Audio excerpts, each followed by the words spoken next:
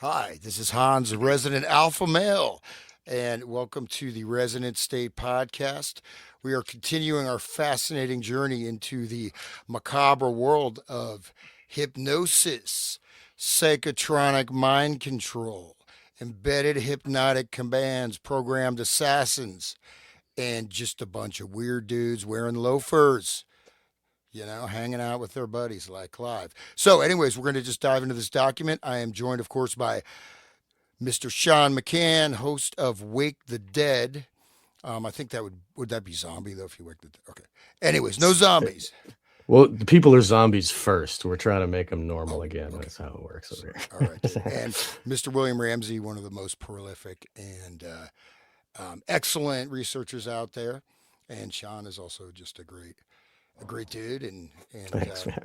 he's not stalked me yet. So when someone doesn't stalk me, I give him a thumbs up. So, but I am just everybody sees I'm about to drink some bright blue tea. Let's see what happens. Okay, all right. That's all for me. Yeah, it's the Bene Gesserit gave you that, right? So, William, welcome. Thank you. Thank you. Thank you for joining us again. This is like an amazing. It's just unfolding and it's going further. And I'm excited to see where we bring it today. Thank you for joining us. It's really incredible. I was doing more research over the holidays. Hope everybody had a great holiday, including both of you. But more about Esther Brooks and stuff. He's a much more interesting character and kind of ties into the kind of the stuff that we've done in the past, the mind control themes and Eyes Wide Shut and cybernetics and the Macy conferences that Hans and I have talked about. But like Hoban Estabrooks, George Hoban Estabrooks, is like he was one of the first paranormal investigators. So he was doing. I found this out about him. Really? Yeah. So I'll bring that up. I'll have some new research, but he was one of the first guys. If you remember those tests where they would do ESP tests with those cards with the diamonds and squares. Yes. Yeah, that was featured in Ghostbusters. In the beginning, he was using those cards to test the psychic ability of the female. And those were used in the GATE program for kids when they were trying to test kids' psychic abilities. And that goes into this too. If you want to, like, they were testing kids to be using them in the in the SRA type stuff and the, super soldier training, they would find the kids amongst the population and with these tests. I'm glad you said that because Esther Brooks is a eugenicist too. So he's right in there with the eugenics movement. Jesus, generations of idiots. He's saying this in public, all this stuff. So wow. he's much more, many more facets to his character than even in this document or some of his other books. And the other thing that we've talked about, a theme, and definitely Hans and I have talked about, is this whole idea of the mechanical man. And he wrote a book that was published. I could not find a copy of it anywhere, a PDF called Man, the Mechanical Misfit. So if anybody can find that, send me a copy of that. His books are really hard to find, but they're really important. I download a new one of his too, which is The Future of the Mind, which is kind of his later book in the 70s. And he's a really interesting guy. And the other thing is, like, he's like these other doctors like Esther Brooks or West, where externally they are, high members of society or whatever, or, working at these colleges, but they have a darker side. And we see that in this document, obviously. But Esther Brooks is like that too. So one thing. Oh, sorry to interrupt you, but one thing to note there is, like, we look at these guys. So a lot of these guys were rehabilitated in the 70s, right? As, for example, we're Milton Erickson, right? I mean, this guy is just good luck beside, finding out any of this hidden stuff and this goes across the board. And one other thing I just think is interesting, and one of the founders of the whole brain neuroscience, whatever, Walter Penfield, right? So he's someone, and he had, like, the box and all these kind of crazy sensory deprivation things, but he came to the conclusion, he says, that the mind, you don't do mathematics in a seizure, right? So what does that mean? It means that the brain is not the seat of consciousness per se. It's not, at least, the seat of higher consciousness, of reason, ethics, morality. So just to throw this out there, I mean, there's so much emphasis, brain, oh, brain, brain. Well, a lot of this stuff, like Pavlov and all these guys, they were neurophysiologists. They're physiologists. They're working on the adrenal system, right? They're working on the chemical architecture and networking. Once you have that controlled, you can lay all kinds of intellectual mappings on it, but right. So and maybe going a little too far afield, but one of the things I think with COVID, I think you see that there's something that is intangible that they're trying to capture and control. That's not just the brain, right? There's not, I mean, pretty much proven. I mean, there's people literally who have all they have is one like little micro layer of brain cells. The rest of their brain is filled with water. And some of these people have high paying careers and they function perfectly fine. They have almost no physical brain. It is not explainable by basic organic theory. So just, putting that out there, that I think that's one of those things that's kind of been obscured, and they kind of want everyone to think it's all about the brain. Just take Prozac, and you won't be depressed. You'll just be a school shooter. Yeah, that's okay. So I mean, there's a lot of obscuration, and then again, as this gets more embedded in the society, they're kind of doing a little bit of a cleanup operation. And like Aldous Huxley, right? How many people think of him as this great truth teller and this wonderful dude? Well, if you look at everything, if you take what he says and remove that valencing that he's there to help people, which he's not, right? He's connected with, he was a protege of H.G. Wells, Fabian, etc. So it's right there, right? And it's the way it is, I guess. Yeah, like I mean, you got to have ears to hear and eyes to see. He says the same words, and the two different audiences hear two different things. To the George Wallace or whatever, the 60 Minutes interview. Oh, look, this guy's a hero. He's telling us about the way better be careful about the future. And really, he tells us how the future is going to be, the reality of it. Like the beginning segment of that book, A Brave New World, is what we're learning here. This whole document is how to pattern a brain to create a person that is a slave robot. That's what their whole society was structured as. And I look forward to talking about that one next. I think we should do that one next. But in any case, the mechanical science, he's like revealing what it is that they're studying and what's the truth of what they're doing. And then at the end, he slaps on a little, oh, Shakespeare. Oh, look at the tragedy. Oh, and like turn a story into it. But really, it's like, this is the truth. This is what we're doing. This revelation of the method with their whole, mens rea. They have to say what they're doing so that they don't have the karmic results of it. And these other higher laws that they're working with in their magic system, they have to tell us, but they have to wrap it in this package to make it seem like, I'm helping you. I'm giving you this gift of the future. When George Orwell was like, this is scary, guys, be afraid, but for some reason, Huxley was a hero, and like, look how this pretty thing he's created for us. Look, don't we have to look forward to? We get to go to the Feelies and we get to chew gum, and like that, has, all kinds of weird drugs in it and stuff. Like we get to have soma every day and not feel, and everybody belongs to everybody. And like, what is that? That's the kind of, like, you will own nothing. Everybody is for everybody. Like that's the way that they were pushing the sex and the pills and stuff. And the birth control pill was essential to the story. This story wouldn't be a story if it wasn't a birth control problem. Oh no, she forgot her pills. She doesn't have pills. And then this wild baby gets born, like, and everybody hates the wild thing. Like it just everything, all the layers of that book is total mind control. And how, like he's saying, how could they frame him as a hero? I mean, the guy couldn't even wash properly. He had like poop under his fingernails. Like, I mean, he's not a hero. Anyway, sorry, I'll stop.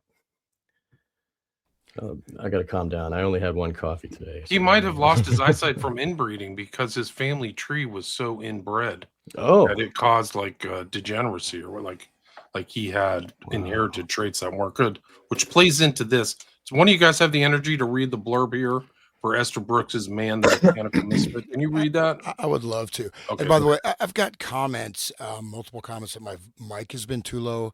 It seems okay to me, but what do you guys think? Sounds good. Sounds good to me. There's a really good comment here too. Sorry to interrupt, but Johnny Sumatra says, Do you guys have any detailed info on David Chase's new TV series? He's going to do something on MK Ultra. I'm getting the feeling like some of the stuff we've talked about are going to be inculcated. Have you guys heard anything about that? No, I haven't. Yeah, I'll try to bring it up. Most TV is so dismal now. It's just like, but there are a couple. Just before we just dive into this, and I'll read this. Okay, I'll bring up these points after I read it. So, Man, the Mechanical Misfit by G.H. Esterbrook. Is humanity doomed to extinction? Some 400 million years ago, the great sea scorpion held undisputed sway over the world. Later, dinosaurs ruled. 20 million ago, 20 million years ago, it was the thunder beast. And now man has his turn. How long will it last? Dr. Esterbrook points out that natural selection is becoming less and less effective in mankind. Ooh, that's bad news, huh? We gotta speed it up. We gotta help it out. Okay. Of the many forms of life, human beings and domestic animals alone breed back into the species traits unfit for survival. Really? Thanks, George. Science keeps our weaklings alive to propagate their weakness at the expense of the whole human race. As a result of modern civilization, the individual as well as the race degenerates. Man's upright skeleton, a curiosity in all the mammalian world, shows definite evidence of deterioration. The sympathetic nervous system, an absolute necessity to all other vertebrates, is a curse to man. Really? Okay, it's a curse to man if you start screwing around with it, George. Okay. Anyways, that's a intense sentence. These are really profound statements. Yeah, they're amazing. I mean, full-on eugenics. I'm going to write that down and research that because, the sympathetic, so sympathetic, actually, the parasympathetic is where you're going to have, basically, this used to be described as, your arousal, non-arousal, right? Wake, sleep. And this is one of the things you look at some of the early sort of music mind control research talked about, like the Beatles. So you get a stimulus here, and then you have a push pull, and it creates this shutdown, right? So you have your, basically wake up, sleep, pay attention, don't pay attention, and you just fire it up really fast, and then boom, you go into, I feel great because I just burned out my brain. Okay. Anyways, dude, that's an intense. Okay. I have to think about that. Okay. Under its continual bombardment, his body organs, not fitted for modern civilization, show evidence of breakdown. This is particularly true of his reproductive system. Dr. Esterbrook's whole argument is honest, logical, and stimulating. He is now professor of psychology. So he has a bachelor's degree in anthropology at Oxford, now professor of psychology at Colgate University.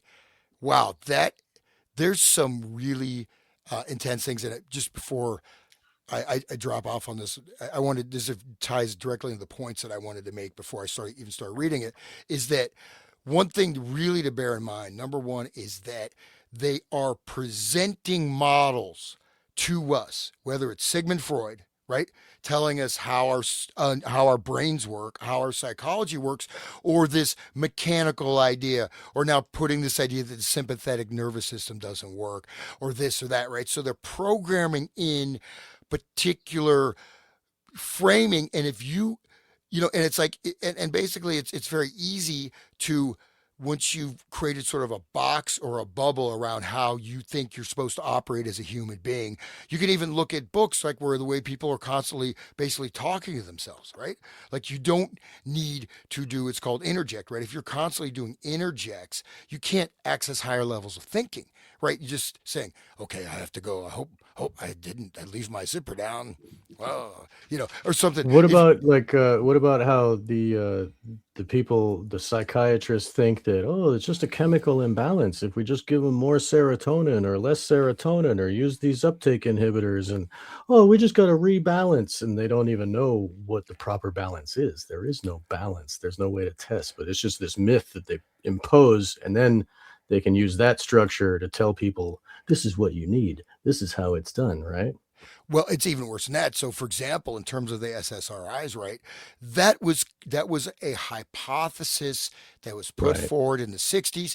By the '70s, early '70s, it was basically completely disproven. And Right. as one neuroscientist describes, he said, if this incredibly one of the most complex things that, we have direct access to in the cosmos. I mean, the human brain is immensely complex. Oh, if we know this, how to change it with just one little chemical. So it was already disproven, even in the psychiatry textbooks. They're saying that it doesn't work. Yet by the early 1980s, knowing full well that there's no proof for it. It is a hypothesis that basically, so I can make a hypothesis that, there's little green men in my bathroom. Well, I got to go look in my bathroom. They may or may not be there. That's a hypothesis. You can make any hypothesis you want, but if it's not proven, it is not even a theory. But in this case, this was disproven, and yet the mass marketing with by and large completely, fraudulent, spurious,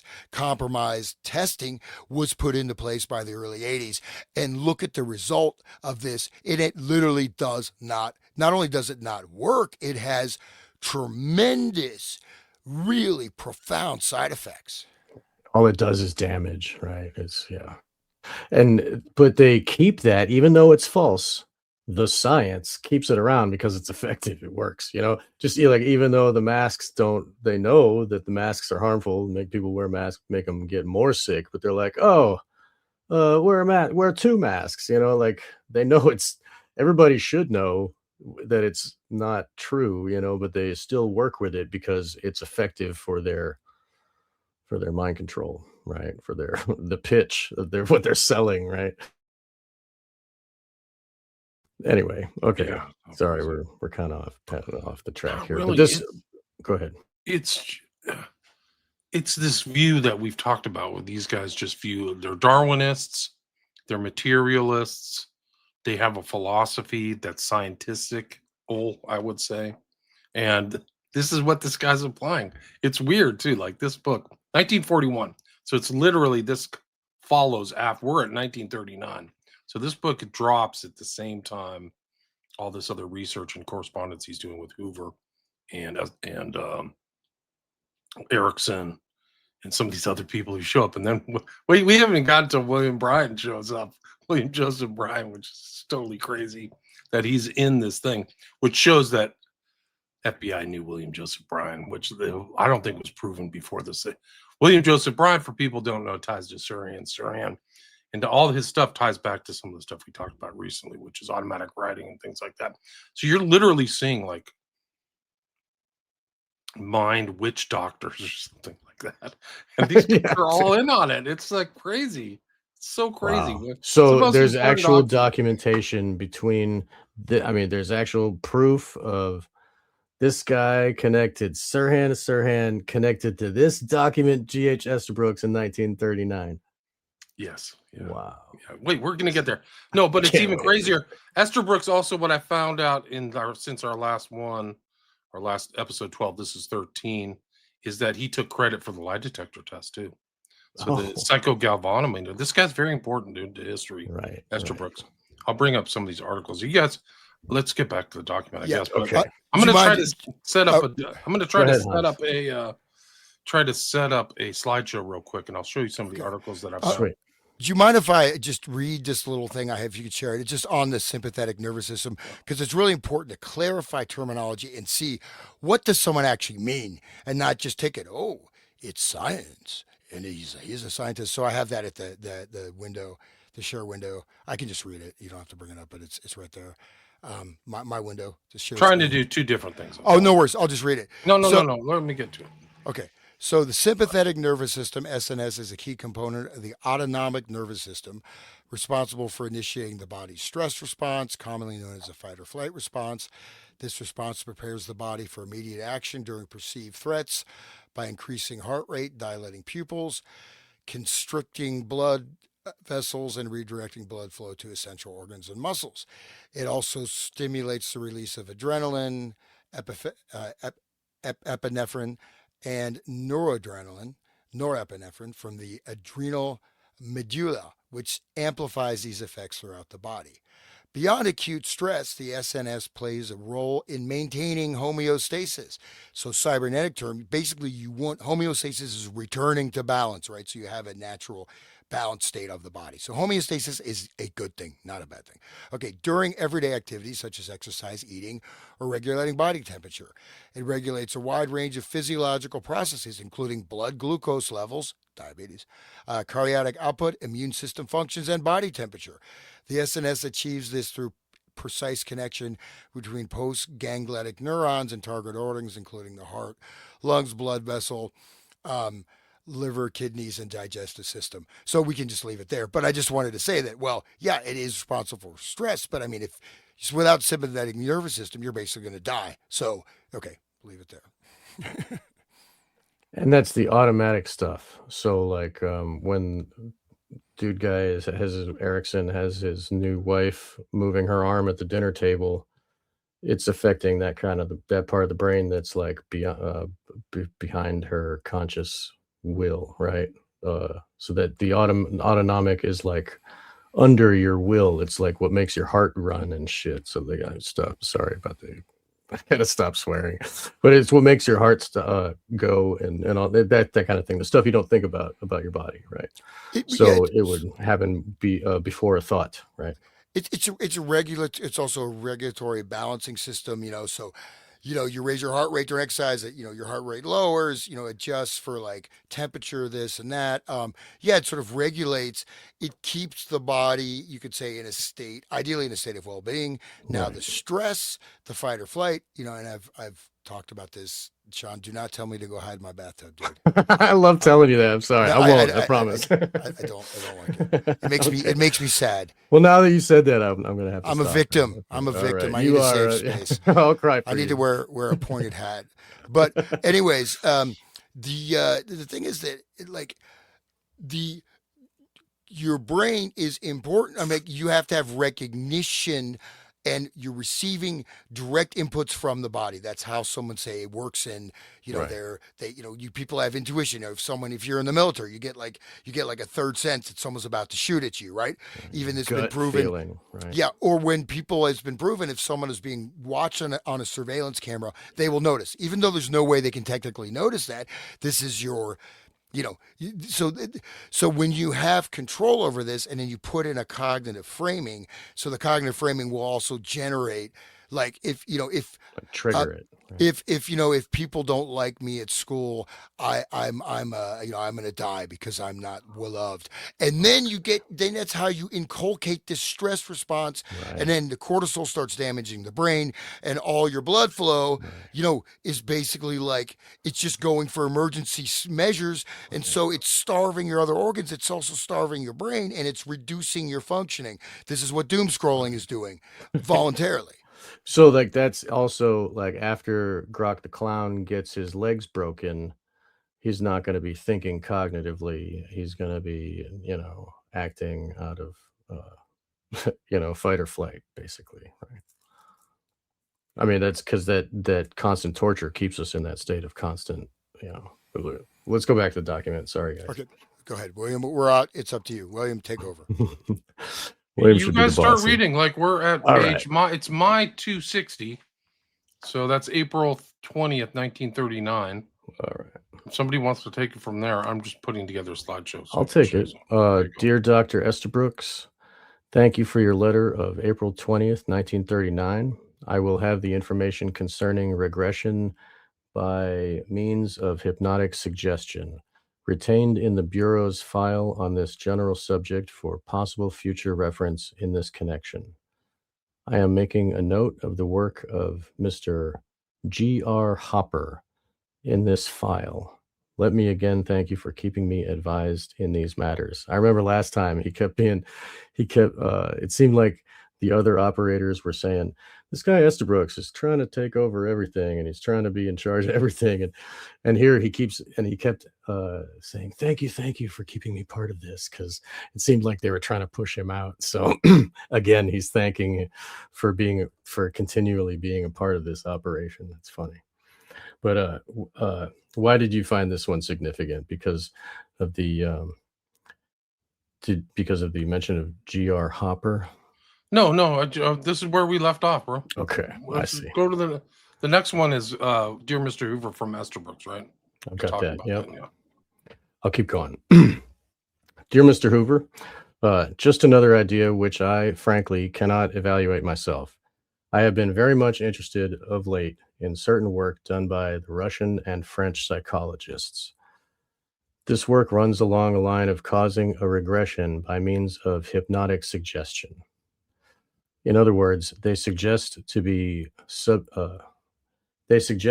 subject that he is now 10 years old, or 7, or 4. They then test this level of intelligence by means of organized intelligence test, and to be quite frank, results are surprisingly accurate, much more so than I would have suspected. This leads to the further thought that this regression may be really genuine. Perhaps it would be possible to suggest a regression to infancy. I have seen 2 or 3 examples in which the results of such a suggestion were pretty convincing. One might follow this with the suggestion that the individual grow up with a different background, say a different dislike for crime, or a definite uh, dislike for the Germans, some such thing. Such a roundabout attack would require longer, to be sure, than a true suggestion without first getting this regression uh, last. I don't know. He like scratched out and then he wrote with a pen. I don't know what it says. On the other hand, might possibly justify the time expended. I simply throw this out as an idea which may or may not have value. Frankly, I am not very much convinced that it has myself, but then I have practically nothing on which to pass my opinion.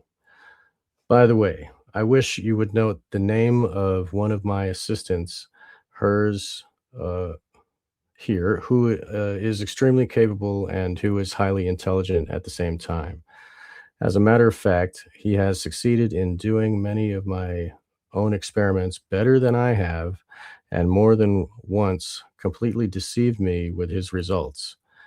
This man is Mr. G.R. Hopper, now in the sophomore class at Colgate, a pre-medical student, but very mature for his years.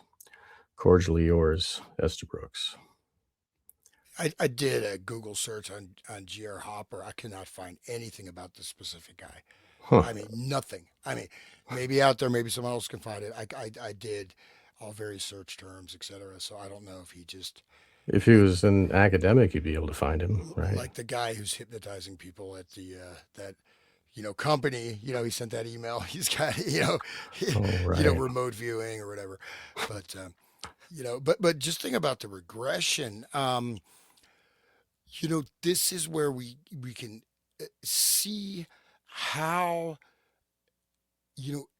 one of the things say that happened in the 1960s and to a certain extent in the 50s is to say your life, you're not free, you're in prison, your life sucks, you have to break free, you have to break all the mores, right?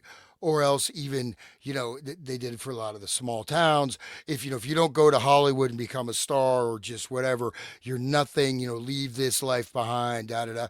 So in a sense, they can shift or reframe people's experience of the past, which is pretty scary to what extent this can be done. And you know what I mean? And so narrative control is essential, right?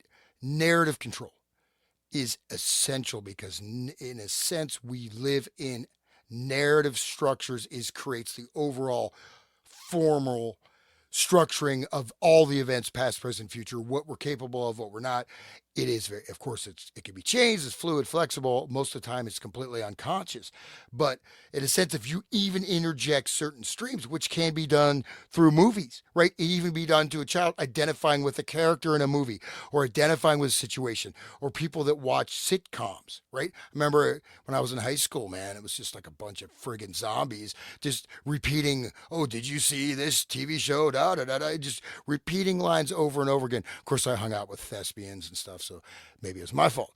But but basically, think about that, right? So you're framing, and even if this is operating, you get people more and more into this very tiny little bubble that they consider that's what they are.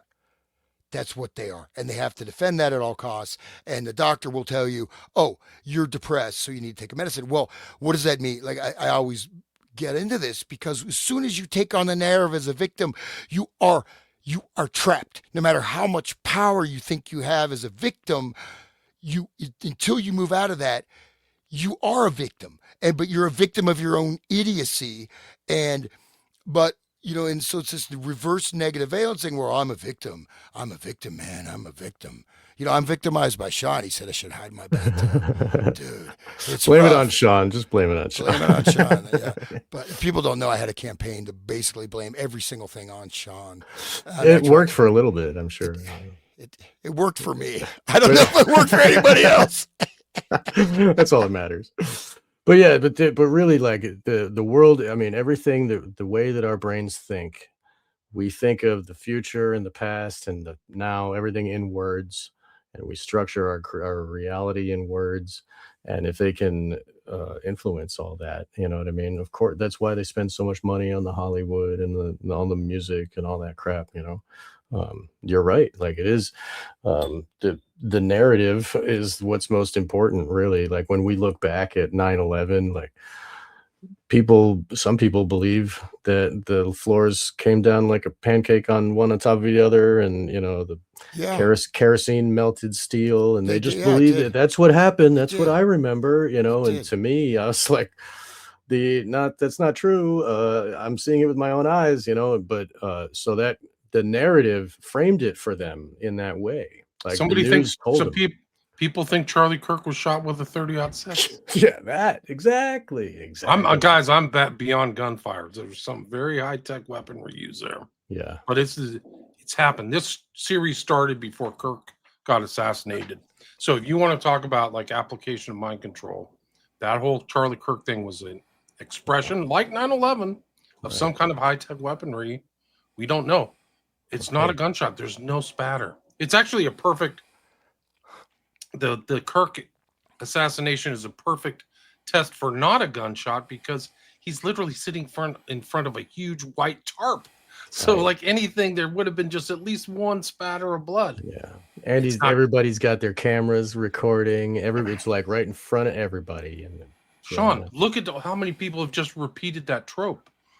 These are other feds have done this. I'm not going to name names in public, but like I saw a deranged tranny loving person shoot Charlie Kirk.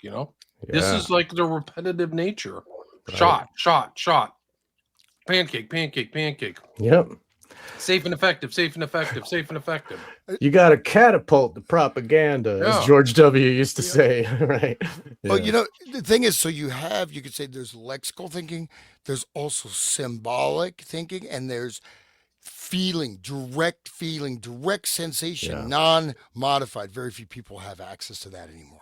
Okay, this is one of the biggest things. So if you don't have access to your actual service, what's coming in from your nervous system with clarity, and especially if you're stressed out, and then imagine you've suppressed the fact that you're constantly stressed out, you are really vulnerable. And then I think also with a lot of these things, we see very similar patterns where there's a story that is put out, and even it can be retracted. It doesn't matter. Once it's out, it just sticks there as the story. So I think if you really analyze it carefully, which I haven't done, and maybe someone has, but maybe I'll do it. But basically, there's other elements. I think there's symbolic triggers. There could be light form. There could be infrasound. There could be subliminal, binaural beat frequencies, etc. going on.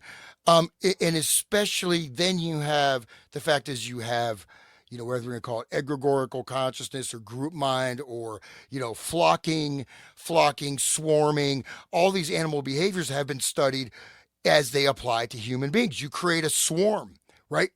And so 30-06, well, he wouldn't even have a head probably, right? His head would be, rolling down the road. They would at least have a bullet when it's finished. I mean, Well, no, I mean, they told us there's no bullet after that.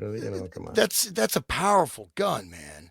Yeah, That's right. not a joke. And well, No. another thing is, I've heard from like other analysts is that to do this kind of an assassination, you have to have all of these calculations of trajectory of Right. because bullets do not travel straight, they travel in arc curves, right? Right. They follow the curvature Right. of the planet. So if you have to map this out, you can't just walk up and you can randomly do a school shooting or you can walk directly up to someone, whatever. But this kind of an assassination is a professional job, however it was done, or not. And then again, one other thing I'll just say real quick is that I apologize to all the flat earthers, man. I was like, dude, the Earth is flat. I knew it. I'm so liberated. I just when I realized, We'll but get at least one comment. Why don't bullets just shoot off into space? I don't know. It goes straight line. Why? but here's the thing: is that you also have, and I have a number of friends, people following this. Like there are events that are fake where I won't mention the name of these events, right? But my brother, he's now 6, but he's really this thing. Oh, nobody died at 9/11. Vixen. Well, my my sister-in-law worked at the World Trade Center. Luckily, she had like some trouble with the subway, didn't get to work on time. Her coworkers died. You know what I mean? So people were there that died. Now, Larry Silverstein didn't die. He was, he was there hanging out, with his little cube of Saturn on his head doing whatever. But okay, I'll leave it there. But so what I was trying to say is that, but you're saying you're right, William. I mean, we literally see these hypnotic command and control structures. We also see swarming, flocking. But the other thing is very important. I bring this up a lot, but I mean, it's that one of the fundamental basic survival mechanisms of a human being is that you want to be part of the society, because before, if you got thrown out of your society, you're dead. You're out there. I don't know what that weird, what are you talking about? The Thunder Beast? I don't know what the Thunder Beast is. Esterbrooks, like, dude, what are you smoking, man? The Thunder Beast. But seriously, but basically, so this is it. Like, if I believe this, and this even will be completely unconscious, right? This is why people blow up. I mean, I had, I tried to talk to like a close relative of mine about fluoride, and I just got like, this is years ago before I did any broadcasting. I mean, I just got torn apart. Like, why do you think your Uncle Bob has no teeth? Well, okay, well, fluoride is a freaking toxin, and this is I mean, she's like, yo, you want to be like Uncle Bob? It's people like you that have ruined the world. I mean, and just like got, like literally, like I thought, like you're gonna friggin' rip my head off, but that's what happens. And so once that is going on, and once someone is not able to get out of this box, and the more they're trapped in this artificial reality, the harder it is to get out of it, because the more fear they have. And then all you have to do is create all these barriers of darkness around stepping outside of that, right? Or Sean would say the Tesseract. Yeah, All in right, the the prison. Tesseract. Yeah, By right. the way, there's a really deep Tesseract reference in the new Stranger Things. I heard somebody shared that episode, with me, yeah. like popsicle sticks or something. I gotta watch. It's it's in this book. Like there's a book that's on the table. Let me see if I can find it. Wow. There's a book on the table about like mind control. It's called A Book is a Wrinkle in Time Oh, about right. Madeline Langle. And then they show it. And then if you like do the research, it's about like some girl trapped in a box. It's like, Holy shit. yeah, it's super That's heavy. I had to read that in the high school, man. I mean, just, elementary school. I read that. I was just- forced to read it. I just listened to the Time Machine by H.G. Wells the other day. I listened to the audio tape, And right at the beginning, they're talking about fourth dimension and, being like having a cube extruded and like, I mean, how do you express 4 dimensions in a 3-dimensional world? But I Listen, want, Madeline, listen. Madeline Angle, A Wrinkle in Time. A tesseract is a wrinkle in time. So there's like a direct reference. This is from the book wow. blurb. To tell more would rob the reader of the enjoyment of Miss Langle's unusual book. A Wrinkle in Time, winner of the Newbery Medal in 1963. That's a important thing. Is the story of adventures in space and time of Meg, Charles Wallace, and Calvin O'Keefe. Sounds like the Peter Pan kids. Hmm. Athlete, student, and one of the most popular boys in high school. They are in search of Meg's father, a scientist who disappeared while engaged in secret work for the government on the Tesseract problem. So that's that movie. That's Yeah. the Chris Nolan movie, right? The one, the new one, where It's in the new Stranger Things. I scientist don't goes know. back in time, or he goes. I don't into know. the Is there a Tesseract. new movie called The There's Wrinkle in no. Time? So Chris Nolan did this like science fiction where it's kind of Chris Nolan's like answer to 2001, where the dude goes into it's got like the guy from True Detective. What's his name there? Ava DuVernay made a movie about this in 2018. Wow. Well, anyway, that's what happens at the end of this sci-fi movie. He's in the Tesseract of timelessness, and he's there with his AI. McConaughey? McConaughey. Yeah, Yeah, it's yeah, called. yeah. Is it not Contact? It's something else. It's, Yeah, one of them. Yeah, yeah. wow. But that was in the story. That was basically, they probably lifted it all from that. Yeah. But I mean- but I just wanted to bring up what Hans was talking about earlier with these walls, barriers of keeping people in the loop or in the group think. I wanted to say that shame to like, they have shame on you for not wearing a mask, shame on you for not protecting grandma, they really made us feel bad for having, missed thoughts, like you're thinking wrong, shame. And that's like, so one of the oldest things for keeping a group, cohesive, us and them, like they're them, shame. Like, it's a big part of that, I think. And nobody wants to think of themselves as shameful. Like, I'll do anything to not be that, It's all behavioral psychology. They've tested it all out. It's the Right. Ash experiment and all this other stuff. Yeah, it's been tested, but I mean, so as I mentioned, like I read, I think A Wrinkle Time in elementary or middle school. It was part of the reading curriculum, and so some of these things are programmed in my brain. Right? We read another book called Go Ask Alice, this diary of a girl who goes insane, taking LSD, and then what is it? The Judy Blume, sex books, and then Catcher in the Rye, of course, and Lord of the Flies, etc. Think about all that we've been exposed to. Pretty bleak future. God, really bleak stuff. Every time I think about Catcher in the Rye, the worse it gets. It's a horrible, horrible book. What it says on the mirror, the FU, just like still like, wow.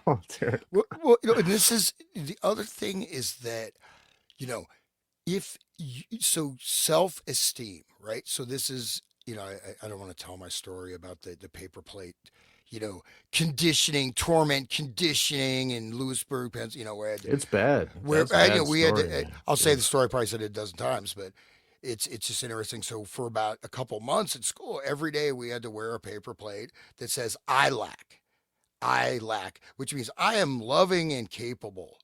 I lack. I'm lovable. No, I'm not loving. I'm lovable and capable. Anytime someone said something nasty to you, you're a piece of shit. You have to tear your plate. And so sometimes at the end of the day, you just got like just two like little, things of yarn, man. You just crying like, well, that's self-esteem, right? That's introduced Maslow's hierarchy that has been taken into the literature, and even people that have really seemed like, all right, well, it's not scientific. It's total bullshit. Sorry, I'm swearing, but this stuff aggravates me because it's so destructive, and yet it's so canonized, right?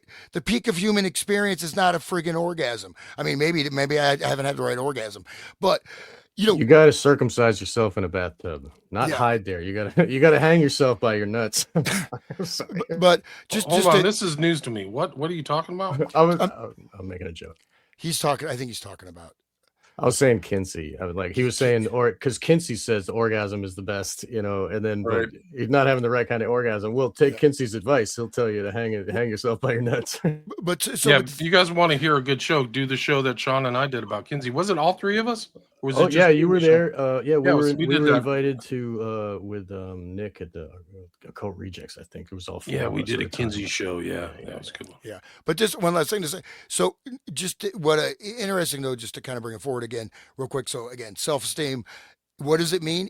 People say, "Oh, it's high." Well, no, self-esteem is how you think other people think about you, and then you value yourself based on that. So it's a reflection of a reflection, and just like Catcher in the Rye, it shows that he's just constantly talking to himself. That's all he's doing, and this is where it's called the psychological term, technical term is interject. But in interject, you're actually physically moving your tongue, so it's like you actually even if you're not saying anything out loud, but it is a much lower gradient of of the thought, right? You can think far more faster than that. You can think light years faster than that. But as soon as you reduce someone's consciousness level, this is all you are, and you can't, and then you put all these fear envelopes outside of that, and then you think, oh, how people think, what do you think other people think of you, Tommy? Oh, other people don't like me. Well, you're not worth anything. You should be ashamed. And then but then people that are friggin' psychopaths, right? Like the Wolf of Wall Street, they're sort of, people psychopathic narcissists are promoted as these kind of heroes, right? You know what I mean? So, okay. Sean, it sounds like you have a doppelganger somewhere. Your dad might have, did some sales travels or something. Yeah, well, let's hope it. Yeah, Magister, where part of the earth are you in? Magister where- Templi, that's funny. No, it says for people who can't see it, Sean looks like my best friend from high school, rather trippy, even down to the neck cover thing. XD, what's that? I think that's like a emoji face, like he's Oh, laughing. okay. Okay, gotcha. Yeah. That's pretty great. I am your friend, buddy. I am, maybe not literally, but I am your friend. Sorry, one last thing in Stranger Things. Kick here is, have you guys seen the ads, right? Like say on Netflix, continuous ads, and it starts out like the person's in Target and suddenly it gets all psychedelic. They're transported back to the 80s, this, that, just really kind of dystopian, weird. So they have it for multiple retailers, but then they say, oh, watch Stranger Things. But they have this tie-in of various retailers with very trippy ads that involve this reality warping type of thing. And maybe, I don't know if you could probably bring this up, but Target has like, I think 3 or 4 different ones. And I was like, you see this ad, like, what the hell is this ad? Oh, Stranger Things. And so this is all part of this thing. And another thing, real quick, just on this tip, is that there's a number of series that I tried to get through, and what they have is this jumping in time. Right. So we're talking about regression where the lead character is walking and it's, she's 50 and then suddenly it's the same scene, but then it turns out she's 8 years old. And it's constant like flashbacks forward and back without clear coherence, which is really 101 crappy screenwriting. Right. But you see this warping of time where the past, seriously, this is like, if you do a flashback, do it judiciously or you suck. And now you have an entire 8-episode series that are all flashbacks, and to me, they're just like friggin' irritating, right? And you got other Maybe shows. it means something else. Maybe it's like that's her altar that pops up, and then this altar is popping up, and then that's how it's going through the day. I mean, I've never seen it, but I'm just guessing. Like, I mean, it's a state of it creates a state of derealization, and that shows this regression in real time, right? And people operating in a state of regression. So in a sense, they're always going into this past thing. They're not either in the past or the present, right? Right. They're actually derealized, and they're floating in some psycho space, God knows where, and in the upside down. Yeah, they're going to have to really struggle to get themselves back because their actual consciousness, or what you call it, soul, is imprisoned in some kind of weird, maybe a tesseract space. They got to come out of that, but it can be very unpleasant. Can we talk about Stranger Things while it's here for just a minute? Sure. This is like the top-notch epitome of their mind control technology right now. It's like Netflix is unfolding this thing I mean, they know they got people who like binge everything at once. They got them for like 8 hours worth of consciousness. Like they got their attention every time. And now look at this Target. Look at this. The Like, merch is incredible, dude. They got merch everywhere. And dude, Target it's- Exit 11. They've It got like reminds the me of number of Spaceballs. magic on there, bro. Oh, Look, great. it's right there. Target. Well, that's oh, the right, lead because that's her character's name name. is 11 on, of course, right? Because she's the next level. She's like, you know, advanced. She's the monarch as opposed to the pupa. She's the butterfly, right? 11 is the next. Yeah. Anyway, so like this Number of magic. it's just right, exactly. But I mean, it makes you think of like, I mean, like Spaceballs made fun of it when he was like merchandising, you know, we got Spaceballs toilet paper, Spaceballs flamethrower, you know, it's the same shit like they were doing with Star Wars. And I mean, but still, and Star Wars was that peak of technology then too, you know, like what they were really, there was like the myth making with Joseph Campbell and how he goes back to this Esalen Institute and all this other crap that we're learning about, you know, like what is Stranger Things? Like it's, if you like, I was watching it I was watching it in the past, and every episode, the main dude, like well, not the main dude, but that dude on it again, like, right. But the main dude who's the cop, every time, Hopper, name's Hopper, man. every scene, he's got an American flag, like on his shirt, on his car, on it. And when he's like kidnapped and in Russia, he's wearing a blue jacket with like red stripes and a white shirt. It's like, dude, you're still wearing the flag. It's just like, it's so dripping with that, you know, statist mind control of like the hero is the flag, you know, and like, I mean, you read about it with like a Etienne de la Boutie talks about it in his book about the anchoring that they use with the American flag in all of these movies, like, you know, the Civil War thing and all the comic book things. It's all got the American flag right there when they save the day, you know, it's in the background flapping.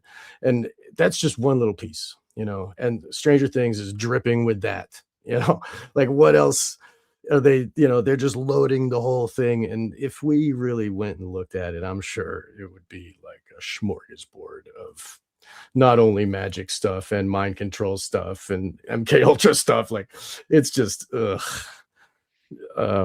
I don't know what are they going to have next? You know what I mean? Like, geez, man, like, anyway, because like they can't make anything good unless it's about magic or mind control, you know, the revelation of the method. That's the only thing people want to watch. You know what I mean? They can't like do another Alice in Wonderland or some shit, make people like really like, oh, what a good movie. Like they can't make a good movie anymore. They're fully down to nothing. I mean, there's only like 2 good directors still making movies these days, like maybe 3, but I'll get off my high horse. I'll stop. Yeah, I go on rants. I'm sorry. It's true though. They don't make any good movies anymore. I mean, there's also huge West Memphis 3 references in that whole throughout from the beginning. The Sick. motifs and symbolism. The kid's name who disappears, his name is Will Byers. It's one of Right. the big friends to West Memphis. Oh, right. Yeah, Yeah, dude, yeah. that's the last name. Holy shit. That's Yeah, it's the Byers. first name too, right? Isn't it? Stephen no, Byers was Stephen the real Byers victim's and name. Branch. Yeah. And okay, yeah. Oh yeah, no, it's all there. The motif, the bikes, Yeah. the whole bike motif, the disappearance. The whole yeah. 80s nostalgia. Like, who is the people that are doing 80s nostalgia? The parents of the kids. Like, oh, let's watch this together. And like people our age who like grew up in the 80s and now we will choose to put this on, you know. And then it's like regressing us back to when we used to listen to that song or when we used to play D&D. And now we are identifying with these characters who are like a bunch of idiots, you know. But like it regresses everybody into being a child again. We're all rooting for the children and identifying with children, you know, and then this one child is getting abused and has this monster problem. Like what, you know, what are they doing? Ugh. Anyway, I'm gonna stop. One of the things is they're literally like inculcating a whole new generation of the concept of the Hellfire Club. Like literally, there's a hellfire, which is real dark. I see the shirts everywhere, and I think of like the dead bodies that were buried at you know, Ben Franklin's house, right? Yeah, Like, what the hell? And that was the one thing that he would go to France, and he was living over there. And what do they do in France? I mean, France is like, they got black magic since the beginning over there, man. That's some dark, they do dark shit. And still, like, if you look at Paris, they'll have like a mummy in in a store window, like put there by magic ritual. Yeah. Anyway, so like, and if you look at the way that French language was like, that all of the French Freemasonry, like it goes deep with that whole thing. But yeah, anyway, like our connection to the secret societies was there with Ben Franklin. And 100%. Okay, yeah. there's tons of those people. Like the head of the Exchequer was the head of the Hellfire Club at the time. Like it overlaps with the Revolution. Because people are in the Hellfire Club. People who don't know, the Hellfire Club was a series of catacombs inside of a hill. So you would like go over and reenact crossing the river Styx, and they would bring in prostitutes and booze and like really dark. Isn't that where Crowley got the inspiration for "Do What Thou Wilt"? Wasn't They that say like Boudras, yeah, do what thou wilt. No, that's actually from French. that's from Gargantuan Pantagruel. Yeah, gotcha. It's from Rabelais. Which is really, I mean, Rabelais is pretty. I mean, that guy is hardcore. He's very tripped out. But I just want to share real quick, not to jump in, which I'm doing, but I just found a little thing. Please jump. On Esther Brooks from the Discography of American Historical Recordings. So he actually has 2 albums on Hypnotic Technique Part 1 and Part 2. Wow. Can we download those? What are they called? They're called Hypnotic Technique Part 1 Instructional Talk 1929, and then 6/4/1929 Hypnotic Technique Part 2 Instructional Talk.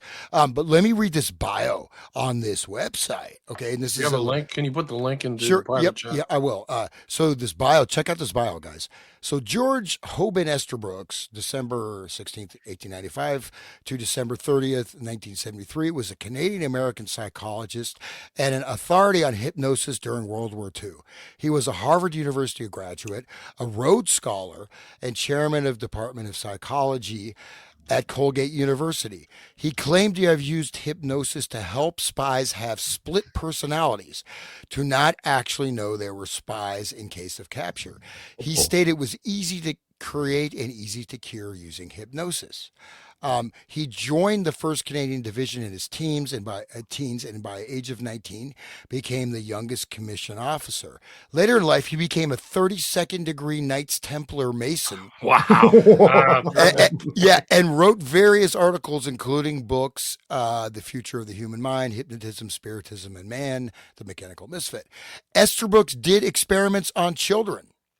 He exchanged correspondence with the then FBI Director Herbert Hoover about using hypnosis to interrogate juvenile delinquents. It is possible he used Manchurian candidates in children.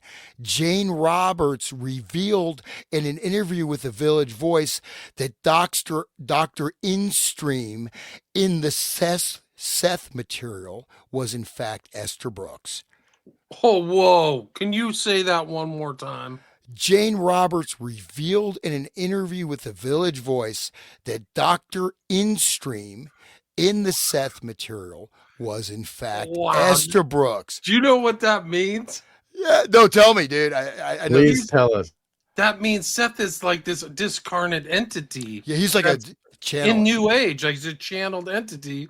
Jane Roberts, who I don't know, what she's saying is that Estabrooks was doing this thing under guise, juicing the New Age and the whole culture with the Seth material.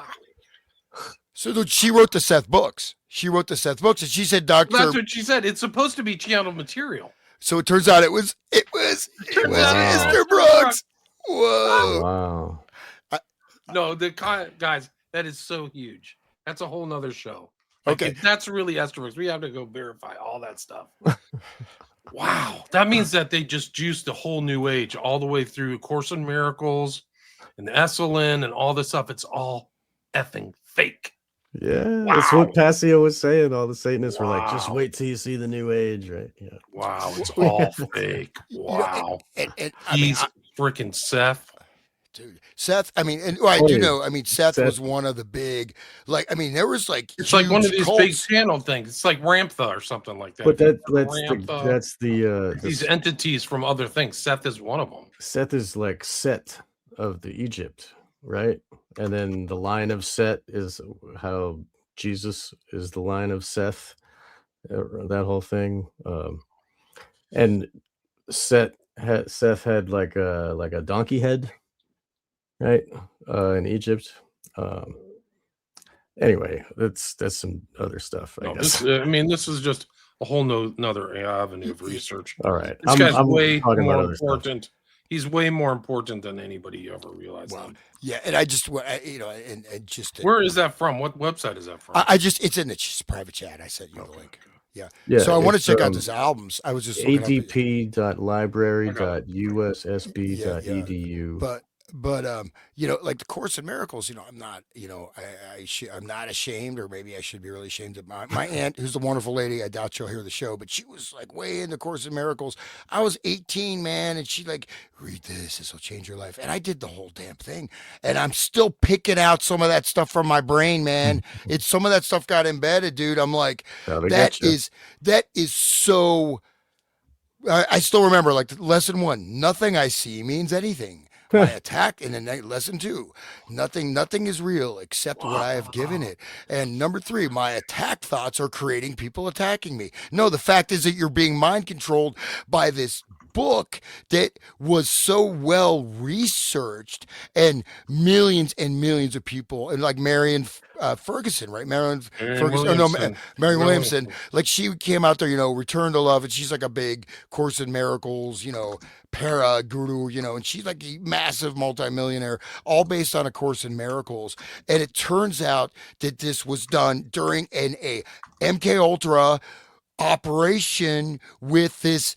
I hate to say it, but you know, she was a chosen one, the writer who supposedly atheist chosen one, who suddenly challenged this, you know, channeled this direct message from Jesus Christ to you. and so, and then, but then you go through the book, then by halfway through, I expect miracles today. I'm having a miracle today. Lesson 250. I don't have a miracle because I don't have a miracle mindset. And so, dude, I mean, it is so. I mean, and people spend their entire lives on this. This takes people's entire life energy. And they are, I mean, people will do this dozens of times, man. People will just be caught in this loop. And again, it's not something, you know, you're not there like sacrificing babies to Satan in a friggin' church basement. No, you're trying to be a good person and connect with God or something. And this is what you get. Right. And so it is really diabolical. And so, I mean, but the Seth thing, it reminded me, you know, I way into the new age stuff, and my aunt listens to this, you know, I'm drinking blue tea. What can I say? But I mean, this is heavy, right? So we might find a whole nother connection. It's incredible, bro. Seth material is like one of the core outlooks of all new age thought. It really is. And this person, Jane Roberts, is from Sarasota Springs in upper state New York. This is right around where Colgate is. So it makes perfect sense. I'll read you this overview of this. The Seth material comprises a series of channel communications attributed to an entity named Seth, delivered through American author and medium Jane Roberts from 1963 until her death in 1984. Transcribed by her husband, Robert Butts, these texts explore metaphysical concepts such as the nature of reality, consciousness, reincarnation, and personal creation of experience. Widely regarded as a foundational influence on the post-World War II New Age movement, the material popularized ideas like you create your own reality. Its key philosophical tenets and scholarly and psychological interpretation. You create your own reality, multidimensional consciousness. Wow. Reincarnation, God and creation. I mean, multidimensional consciousness is like another word for split brain. Like, yeah, wow, this is crazy. I had no idea. I just what Passio was saying before about with the Satanists, they say that solipsism is a sin for them, but it's what they wish to impose on everyone else, is to not believe that solipsism is like, oh, everything's perception, nothing is real, right? Those things that he was saying, the first two tenets or whatever that Hans was just reading out of this is solipsism and nothing is real and don't believe yourself. And then the third one is blame yourself for everything bad that happens. So all of the evil ones don't get blamed. You go around like flagellating yourself, when meanwhile, and you're off in a cul-de-sac spinning while they're going and continuing to do the evil without you pestering them anymore. It's like a perfect weapon for them. I mean, you're looking at, so you have things that, and a lot of things you can find some ring of tooth. So, I mean, you can create your reality in terms of like, so I have great relationships now with all my family. I don't have any conflicts with anybody. Zero. I mean, and if someone has a conflict with me, they're not, it's all over for them. I'm just kidding. It's their problem. Yeah, no, it's their problem. I get out to 30-6. No, I'm just joking, guys. I see Ray said. But what I'm saying is that, so I can create my reality by doing that, but I can't. As soon as you get that in, what happens is you are in a self-created feedback loop where you're not even getting your actual sensory perceptions. If you cannot connect with the reality of the world around you, you know, you can create, you can change your experience, and two people can be in the same situation, and I'm just, not to go too much, but I'll describe the situation. Like, okay, I have a gig. I got, like, tear off the entire top of my finger explodes. I got to play sitar, very difficult instrument. There's blood streaming down my hand. I mean, it just popped off. Like, it's just like raw flesh at the top of my finger. I still did the gig. I didn't get to, yeah, it was a little rough. I did it. I didn't freak out. Now, it was like, I said, well, worst case, I can't play it, but I'm going to try to play, but I'm not going to, just do it. I just marched ahead. I did it. So that's an example. If I had any way, okay, it kind of sucks. Yeah, I'm in shock. I got a friggin' towel wrapped around my hand, soaked in blood. I'm trying to drive with one hand. Like, what's up with this guy? I say, but so I made it through. I did it. So in that way, I could say I created my own reality, but I didn't create the reality. Like, I can't just say, oh, my finger's not cut. It's healed. But then when you say, like, if you, but the other side, you create your own reality. Now, you don't have to have enemies, but you have to be consciously aware of what people are doing. If you can't judge people's behavior, and then if you say, "Oh, well, that's the secret, right?" It's the same paradigm. Oh, you're poor Right. because you don't think the right way. You don't think like me. Blame You know, yourself, right? It's not blame. Yeah, it's not taxes or people like imposing all these problems on you. It's your fault you're such a loser. It's like, like telling the slaves like it's their fault for not knowing how to read, when it's set up that they can't, if it's imposed on us that this solipsistic world and then the TV is another level of solipsism too, with the shared illusion that everybody has, I think that's just a big piece of it. Like, it's a very important tool for them to keep us total. Like you can create your reality, but if you're not connected to everyone else or the actual reality, then you're not affecting the world. Your will is severed from action. You can be going and having dopamine rushes all day and sitting on a pillow, but you're not helping anything. You're not like changing anything. And therefore, you're out of their way and they can just keep destroying the world, but going on with it. yeah, but at the same time, actual things you can change and you should change, they become outside of your control. So then, and Right. you hold on. Oh, I am so traumatized. My mom didn't love me. Okay, you know what? What are you going to do? You're going to be 90 years old and still bitching about your mom? I mean, come on, start your life. I mean, but no, Only I'm on serious. Tuesdays. No, it creates it gives you a false sense of power in areas where you actually need to start to understand what are the real circumstances, what are the real factors, causes, and Right. conditions. And the actual areas where you can change, you don't want to. It's like you get more and more fragile, right? And so you have, I had so many traumas. I got to talk about my traumas, and Right. I need a safe space. yeah, and but I'm so enlightened. I'm enlightened, and sometimes you see this with people. Right. Sometimes, and no offense to any hippies out there, hippies, they seem really nice, and then it's like blow up. Like the kind bro becomes like, he's not that kind because they're trying to hold this together. And in fact, they're splitting, they are doing depersonalization, continuous self hypnosis. Right. And the more they do the self hypnosis, the more part of their consciousness still knows, what are you doing, dude? But Hmm. you're going to repress that. And then it's just like, and you're just creating this, this like inverted spool. And the danger is when you unplug that, boom, you just blow apart. Like your whole brain just blows apart and you Right. end up like a nutcase. And you end up Just like falling in love with Chat GPT. or just like the trannies who go and shoot up schools on purpose because like they have like they think that this is their identity and that they're gonna do this is gonna heal them and make them better, and then all of a sudden they're still angry a-holes who want to destroy everything. And it's not really healing them, it's just taking them further from the reality, and they keep telling themselves, this is what I am, this is what I am. I can change my body and the reality of the world. And meanwhile they're getting further into this well of like that they have to dig out of, and then it snaps and they go and get an AR-15, and the FBI is in their ear going, shoot up this one because there's white kids in this school. Oh, that's kind of what happens. But anyway, getting it back, how many mass shootings have there been since we talked last? Hans, have you paid really attention? Oh yeah. I kind of just started, I was just like, dude, there's, it's keep going. Let me just, I'll bring that up. I'm sure it's been a lot because I'm hearing stuff on the radio, man. It's really, it wasn't just Charlie Kirk, you know what I mean? Like it's still going like this.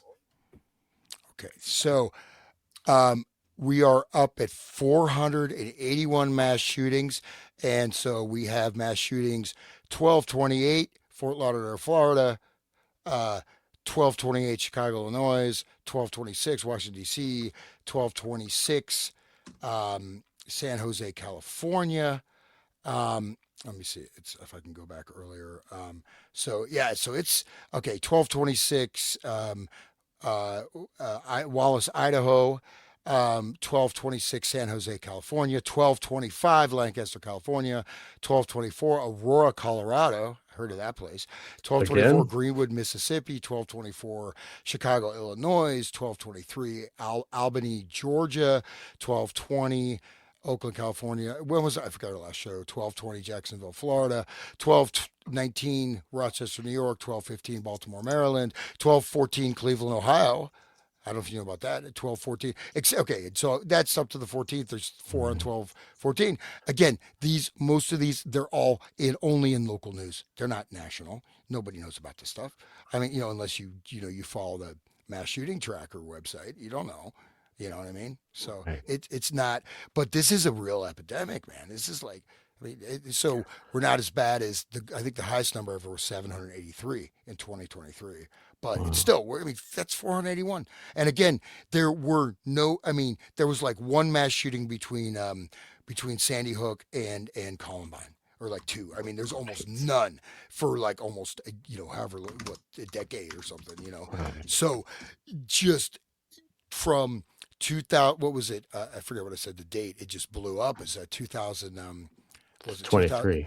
No. I mean, when Oh, the mass shooting went from like I think it was right after Sandy right. Hooks. Yeah, Sandy Hook. Hookers. Yeah. So Dirty 2000. hookers, Sandy hookers, right? So 2013 has 339 mass shootings. So this is the first one where it just jumped. 339. Shooting 33. 339, 9. killed Yeah. 467, wounded 1176.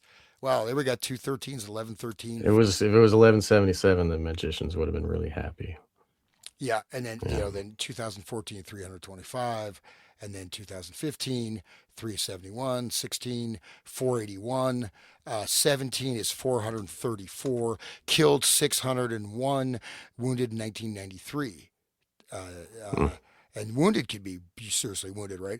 2018 430, 1.1 per day, killed 530. 1.1 per day. 1.21 per day. Death. I mean, deaths, right? Yeah. Killed 539, and wounded 1556. These are the same Wow. kind of numerological. Wow. 2019, 505 mass shootings in 2019. Kill shootings per day 1.42. Killed 632 and wounded 1912. 2020, 716 shootings in 2020. Jeez. 2.02 per day. People Killed were mad. killed 2020. 686 people killed and wounded 2,814. 2023 2021 830 mass shootings in Wow. 2021. 2.27 per day. Killed 939. Wounded 3,180. 2022 766 mass shootings. Killed 884.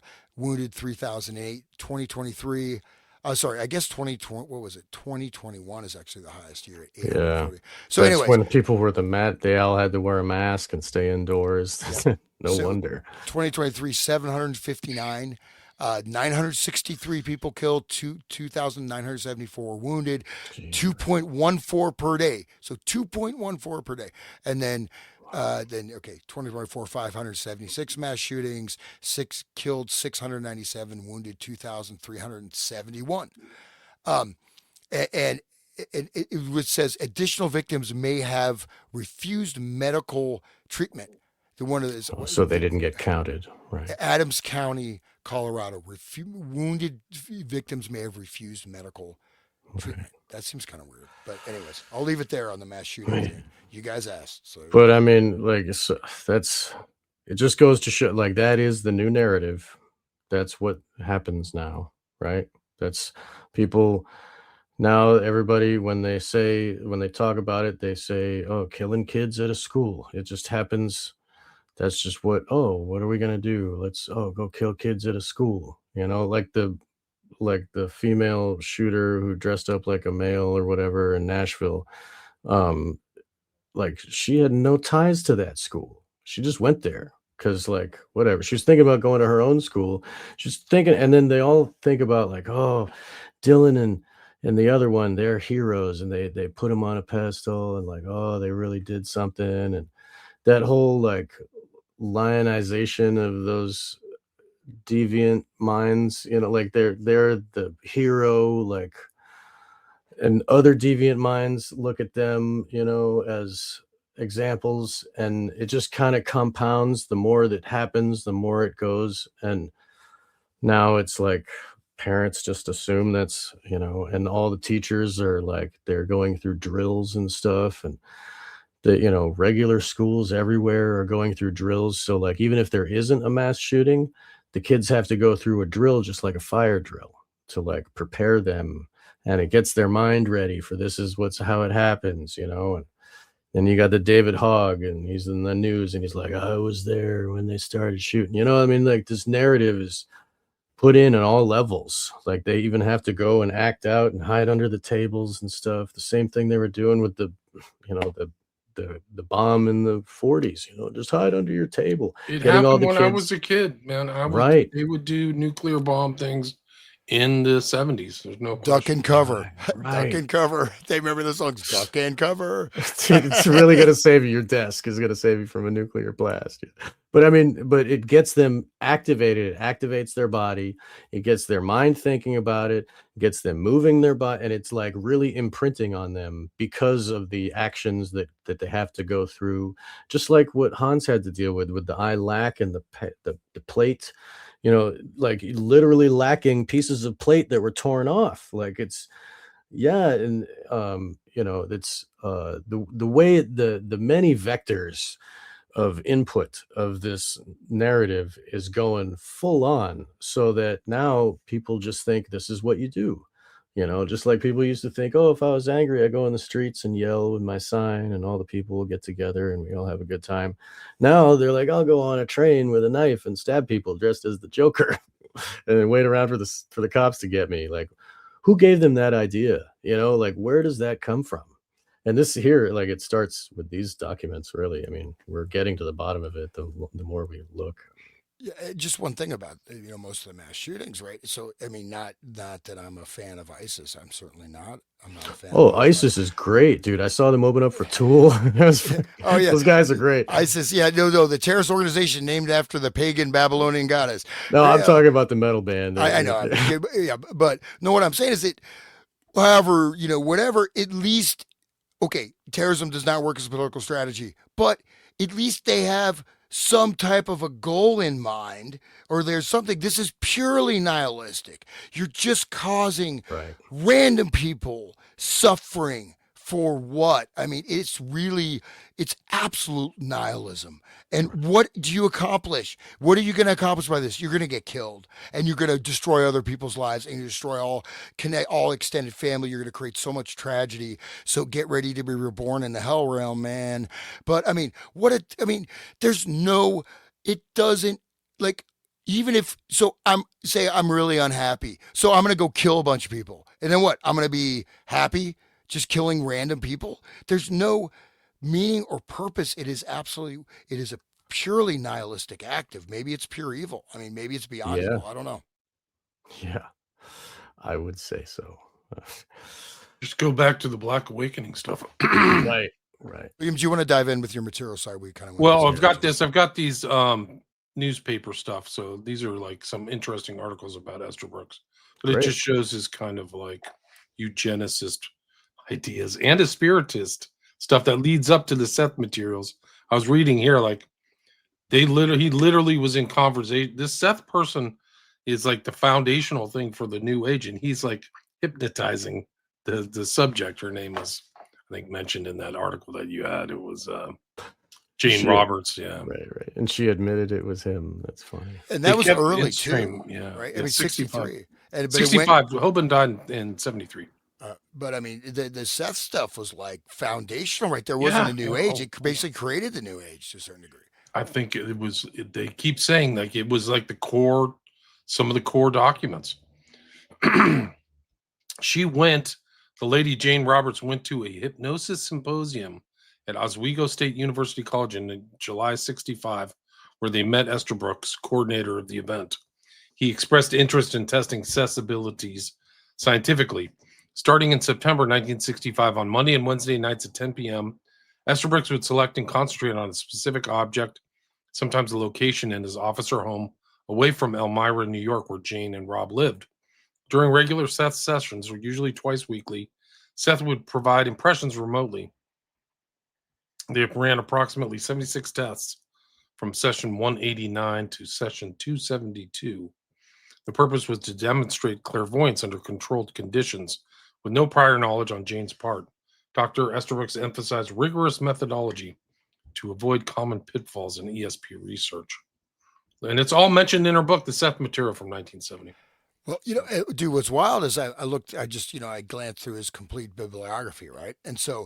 And one of the big things that they were working on at Esalen, at Stanford Research Institute, with, the Merry Pranksters, Grateful Dead, and all that stuff, was synthetic telepathy. So Estabrooks' first book, 1900, The Enigma of Telepathy. Second book, 1927, A Contribution to Experimental Telepathy, 1927. So 1900. So this is quite. Can't be 1900. That can't be your right side. He was born in 1895. Okay, you're right. So that's incorrect. Yeah. I'm looking at WorldCat. It wouldn't be the first time they were wrong, but I believe the 27 one that he did. That was the ESP one, right? Yeah. This is I don't know if it's you guys are aware of that. I mean, there's so many books are just disappearing from the libraries, and you can't find a lot of these books. Right. It's hard to find his books. It's hard to find Estabrooks books like in book form. Yeah, there's one on eBay for like $300. Yeah, I wonder if that's an odd typo. I'm trying to but see, other thing is that. You know what? You just now I got to log in. Okay. But one of the interesting things about Estabrooks here is he's talking to Army. So this whole notion of like the CIA is the central locus of mind control is false. And I think this document in Estabrook shows that he's trying to reach out to military, he's reaching out to FBI, and it's kind of like the CIA tunnel vision. Like, oh, it's the CIA done it. They do the same thing in the JFK assassination. They overlook all the military guys that are surrounding the whole thing. There's so many military people. The ugly American and the guy who did all the bombing in Japan. Like, there's just so many military people around it. It's the same thing that happens in the mind control field. But it's just interesting, this thing, Acadia. Here he is in the back of his book. This one is, I forgot why this one's important.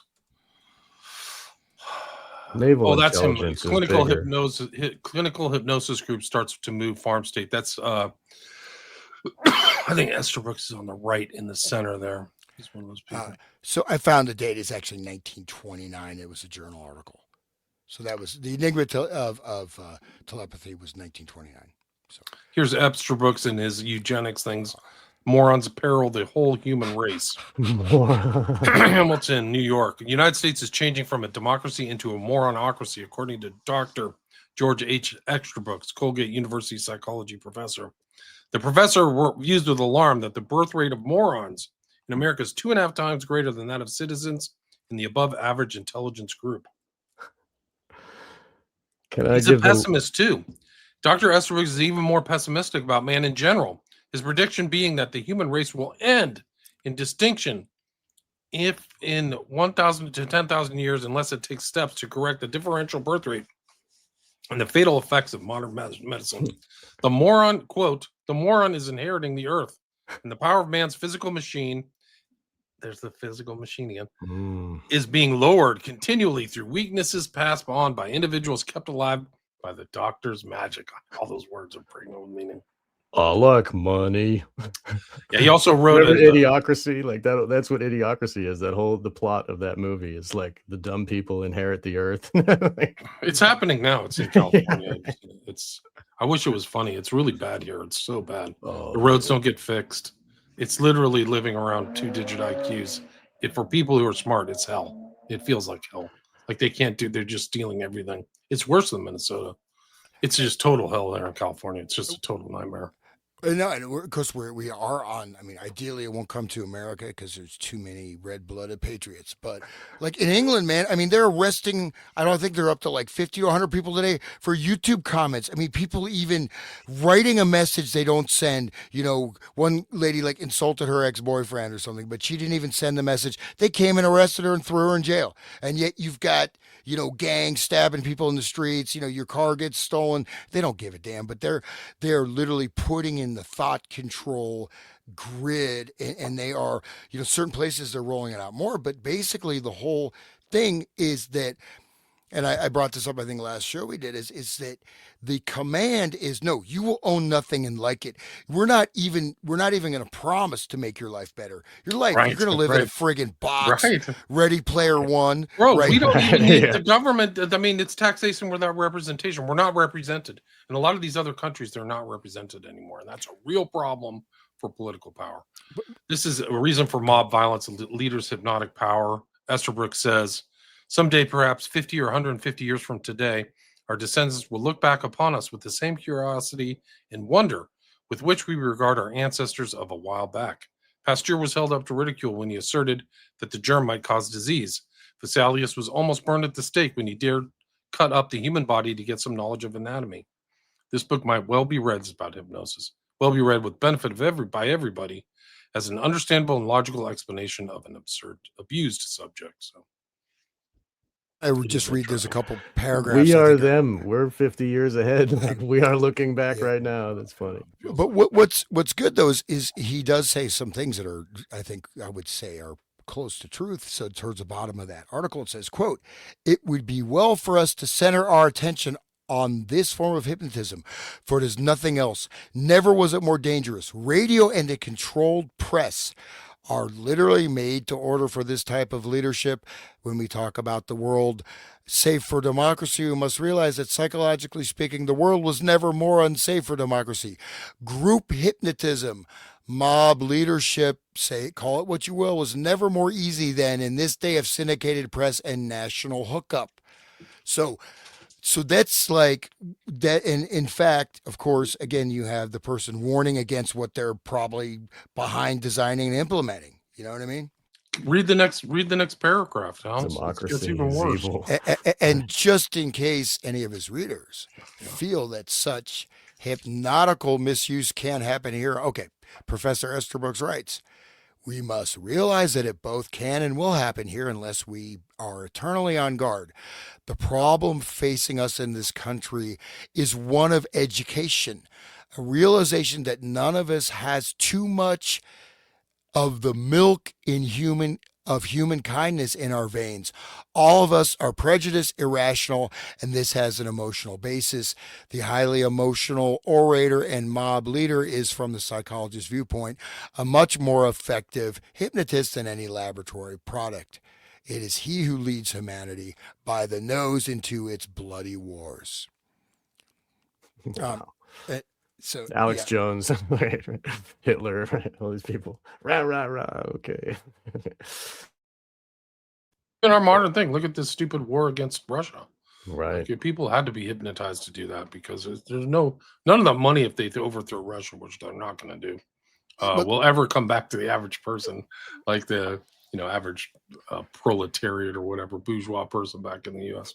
but really, I mean, I mean, That's a first, cleansing thing, right? the thing is, and I mean, my big breakthrough was the whole thing in Libya, right? When they're like, oh, but the Russian war, just to throw something out on that, is like, number one, Russia cannot lose. It's not something they can walk away from. It's like if Mexico started attacking Texas or something, right? And they take part of Texas, they start killing the Texans. That's what Ukraine did, right? And parts historically that were in Russia were given to this, Ukraine, and they were murdering the Russians. But there's no way they can lose. And because of it, they have by far the world's most powerful military. Now, Iran, before Russia would not deal with Iran because, the political situation. Now they're directly supplying Iran with stuff. You have Iran, China, Russia access. Russia has an incredibly powerful economy. Instead of crushing Russia, Europe is basically on its death throes, man. I mean, All Germany, part of the almost every city in plan. Germany is bankrupt. I mean, and they're reinstating the draft, and it's like I hate to say it, but the United States couldn't even they have now all of their troops are being rotated. They have the most advanced battle techniques. And the fact is, they have the most advanced weaponry and they have the most dedicated patriotic troops. And they all have battle experience. What's, pressing a button on a friggin' joystick? I just killed some terrorists. That's not stand in battle, face to face battle. So it is impossible. Barring destruction of the entire planet, for this to lead anywhere except for what? I mean, they've killed how many millions of Ukrainians? Millions. I mean, it's an Right. absolute bloodbath and a genocide that never had a chance of succeeding, and it's obviously doesn't. Yet they're still pushing it, and it's like Succeeding at what, though? What is the that's true. true plan? Yeah, unless it's like that, shifting of the world order to China, Yes. which seems to be like, oh, let's, Right. I've been, going China around and Russia working together now. Like they going didn't around used to the do that, right? going around the Rust Belt. America was like the strongest industrial power in the world. Now Was it's screwed, right? right. I mean, and what started in the '80s under We're Reagan, all right? vaxxed up and a bunch of trannies and like, I mean, what the hell? Like, But we have safe spaces, and right? Yeah. we're all special in our victimhood Our safe status. Got to, space is behind that blade of grass with our gun. has to be a Every one satanic of us. assault. Like, how else can you explain it? Of course, yes. Right. But there's no. I mean, the thing is, at least there used to be. So World War, whatever World War I, these. I mean, there was at least some, like even the Civil War was engineered, to a certain degree, whatever. But Right. at least there was a believable backstory. At least, okay, you find out it's lies, but at least there's something that has some belief. This stuff is just retarded, dude. I'm sorry to use the word moron. Sorry to Oh, align can with we Estabrook's, define what a moron is? He's talking about how bad it is that there's all these morons, but this dude is in fact a moron. People that are eugenicists are morons because a moron is someone who cannot cognize moral truth. They falter in morality. That's why it's moron. That's why it's named that, because they can't understand morality. They're that stupid. They don't understand what moral right and wrong is. So all of these psychopaths are morons. Okay, let's just use the real words as they are. This is just interesting. Estabrook was in a newspaper article in 1933 talking about war. So he was in Europe making dispatches. I thought that was kind of interesting. I don't have like the close up of that, but he's mentioned in these other articles using hypnotism and this is an interesting, that's him on the right smoking. Can't really see it very well in this. Your achiever receives new hypnotic type boost. Yeah. Right. So the blurb says psychologist George Hoban Estabrooks sits with students in Hamilton. I think he's in Hamilton. I just wanted to say another thing, that war is where we get shell shock from. Like, war is necessary to traumatize all the young males for the next thing that they're going to bring. You know, they had to do World War II to traumatize them into go home and breed and have electric kitchens and, you know, be part of capitalism. We won, you know, the world. And then and it like reframed how everybody thought, and like they came home from this terrible place, they can't think about it and they're shell shocked, you know. And now we have this new understanding of what, you know, post-traumatic stress disorder, and even like trauma-based mind control, you know, like it is effectively breaking the legs of Grok, you know what I mean? Like, that's what war does to people, and it traumatizes everybody. This article is really interesting because it starts out, techniques derived from hypnosis, but not hypnosis itself, are being used successfully on an experimental basis in a central New York high school to aid pupils who are underachievers. One technique is auto-suggestion. The pilot program was begun last year at Hamilton High School. This is 1969. And will be continued in the new academic year. The originator of the program and the technique is Dr. George H. Estabrooks, Professor Emeritus of Psychology. So he'd already done teaching of psychology at Colgate University. Estabrooks is a nationally recognized authority on hypnosis and career counseling. Goal of the counseling was to get youngsters to think more highly of themselves in regard to seeking academic success. Remember, in this document we're going through, he talked about being in disguise or in guise and different things. Right. Like he was going to fake being at YMCA or whatever. So here's this thing where they're like this constant thing of the deep state filtering through kids and like teenagers, probably to find the right patsy or whatever they're doing. Just like the GATE program, gifted and talented, whatever. Yeah, right. Yeah, that's what they're doing. So that's the NASA, the GATE kids went to NASA and stuff. They would like bring them to the NASA place and did all kinds of stuff to them that they don't remember, you know, like, right. I don't have any memory. Do you have any amnesia? I sure do. I don't even know what happened. Oh my God. He just looks like he's hitting he's hitting a cigarette. But I imagine you go like you're literally going for your guidance counseling. You end up being hypnotized by Estabrooks, and God, who knows what he's doing to your mind, man. Of course, this was in 1968 too, right after the Summer of Love, like right in the main thick of it, right there. Good point. Yeah. Man. Right after year one was 66 for the Satanic Church, and then year one was 67 with the Rosemary's Baby, and then like, you know, this is the year one, I guess, of their like full-on mind control of everybody. And power which dictators Mussolini, Hitler, and Stalin have over subjects may be mass hypnotism. Masters of the trance use it as social force.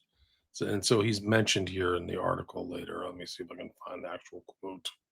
It's hard to read, but these, I mean, they put a lot of like effort into some of these, you know, visuals. Isn't that the double cross? Like, isn't that like a cross with two crosses, like a double cross, right? It's a double cross. It's also like, I mean, there's some weird, you can't zoom in on that, can you, William? I just want to see. I'm trying to. I don't know. The graphics are really weird in this article because you got the eyes, you know, like, look, there's like a weird thing coming out of his eye, like a nipple. Do you see that?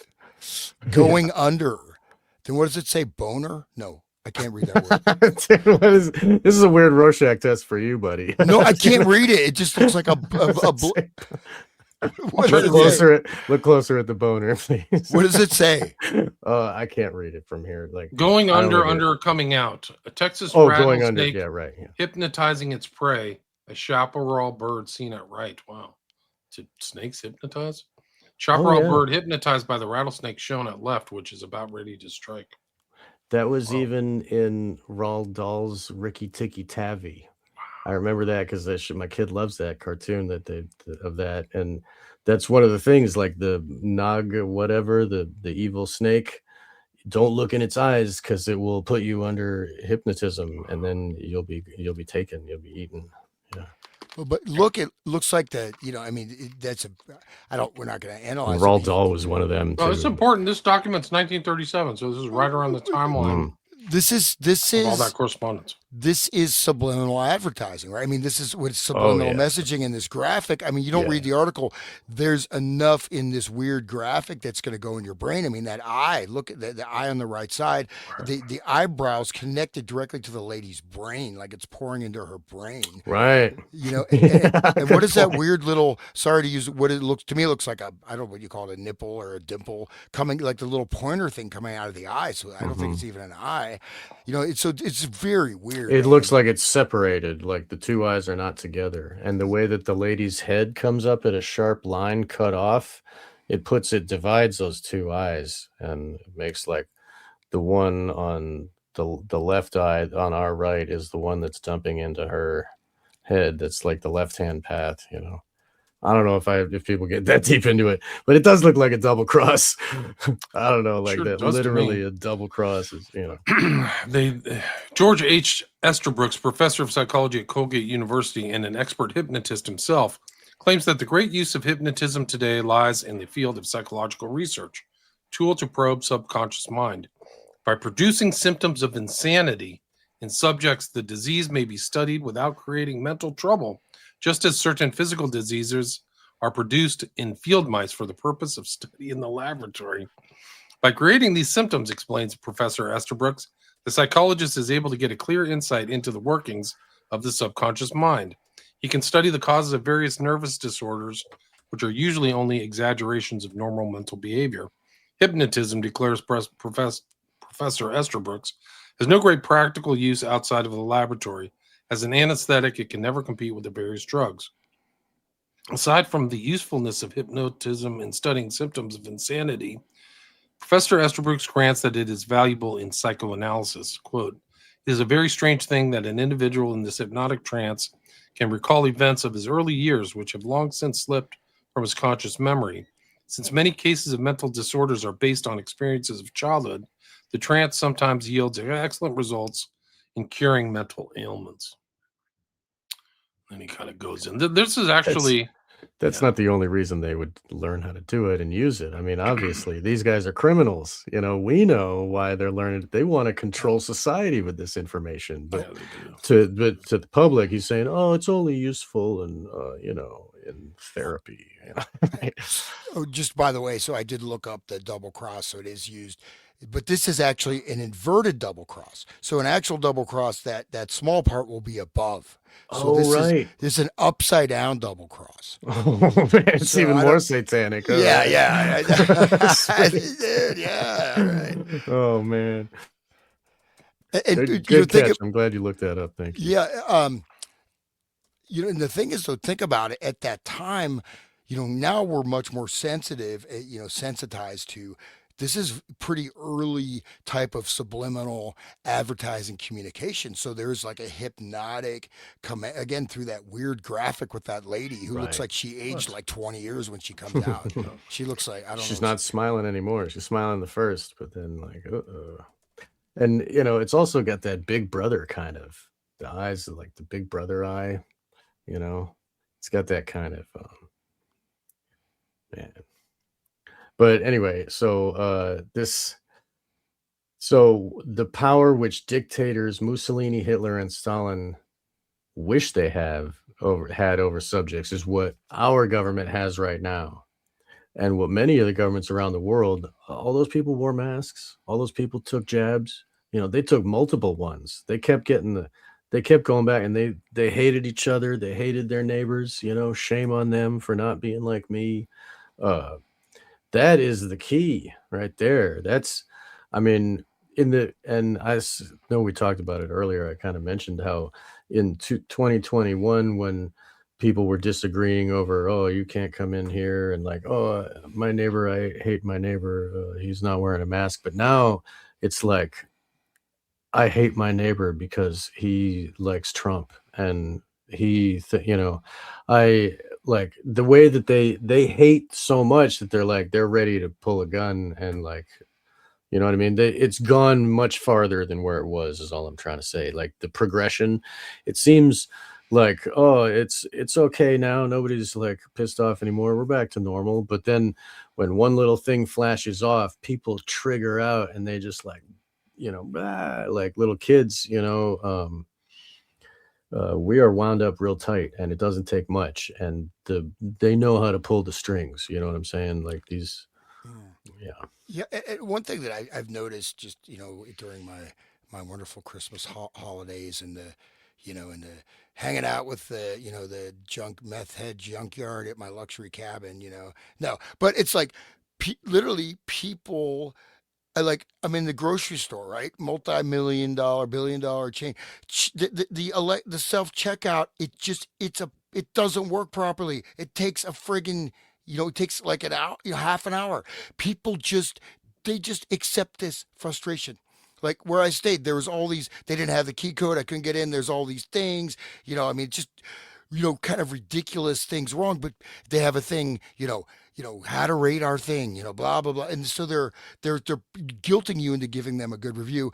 Yet, so people tolerate these types of endless frustrations that are unnecessary. They just eat it up. You see, like in the grocery store, I'm like, why are you, why can't you guys get this system running properly? I mean, but people are just like, okay. But then I had some dude I'm They're walking down. damaged in their brain from Yeah, the jab. but Okay. the other thing is, I'm crossing the street, walking down my street. This dude, some dude, I'm walking up to my house, and not like, it's like one, right there. That dude tries to run me over. And then it's like, dude, I'm right here. And the guy, then he flips me off, and he's like, he's all red with rage. And you see this level of rage in driving in small things where people suddenly lash out, yet they Yeah. accept corporate practices that are absolutely, they don't even notice it. It just goes in background of awareness. But yet when it comes to like normal social human dealings, people just freaking flip out. Right. I mean, there's the kindergartners can't speak intelligibly, and we talk to other parents about it, and they're like, "Oh, they're just kids." I just read that the government took crawling off of the list of milestones for babies. Like, you know what I mean? Like we're slowly being dumbed down to like Eloy, where we're just like perfect victims ready to be eaten by the evil ones. All the frustration is projected outwards, right? So, you're driving, I'm here, I'm walking to my door of my house. You're going to run me over. What are you going to save 2 minutes? Then you almost run me over. I have to jump out of the way. Then you're going to slop and float out and flip me off. Now, I'm not going to enter in that guy's rage fetish, but you see this a lot, and where people will just get really pissed off in normal situations. So you've lost the glue of the social. You've Yes, lost yes. the social glue. Yet people eat these, like corporate stuff. With the AI lady. It's like you spend 2 hours on the phone. You know, they're not gonna. Just what are you supposed to do? And I always swear at them. They're probably monitored me. I say some pretty nasty things to the AI chatbots. I'm sure that's why that's why PayPal probably canceled my 3 accounts. But it's like, but how can you accept this? I'm paying you money, or you have my money, and yet I'm supposed to accept this. But yet I accept this. I'll accept these inconveniences and this continuous, endless, surveillance, this, that, continuous, blah blah blah. That's fine. But Digital ID comes along right yeah, after they're outlawing words on the internet right over there in England. Like, and you can't get a job without this digital ID, and we'll take away your digital ID if you don't think the way we want you to think. Like, yeah, dude, incrementally, and they're just taking it and just taking it, and they're pushing and pushing. frustration is projected into the social space where you should at least have some decorum, right? And then if you can't, like, somebody who has nothing to do with you, yet you're gonna, like this guy told me, he said his brother has cancer and he was walking slow. The guy tried to run him over. And then he starts yelling at him. He's like, dude, I'm about to die. I'm in a walker and you're trying to run me down. And this is really shows some, I'm just throwing it out there because I've just noticed this as a sort of a trend. But I think this disconnects directly with what we're talking about. I would, Right. I think so. And like if everybody's in their solipsistic little world of everything I care about is all that's important, I can run you over and, whatever. Like F you for being in my way, It's like this, like it's like first step to Satanism, like anyway. Yeah, the YouTube thing, that's like private company here in America, where the art of the personal story says they've been censoring on YouTube for a long time, outlawing words, right?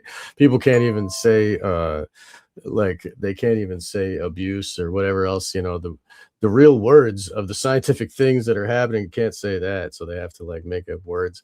But I mean, in England, they are, like Hans was saying, they're locking them up, and if they have your name and your ID that's connected to your work, like just like what they were doing with the bank thing in Canada, they figured out who was protesting and they shut down their money, like this full on control, right? And this, because that's for when they can't control us with the mind control anymore.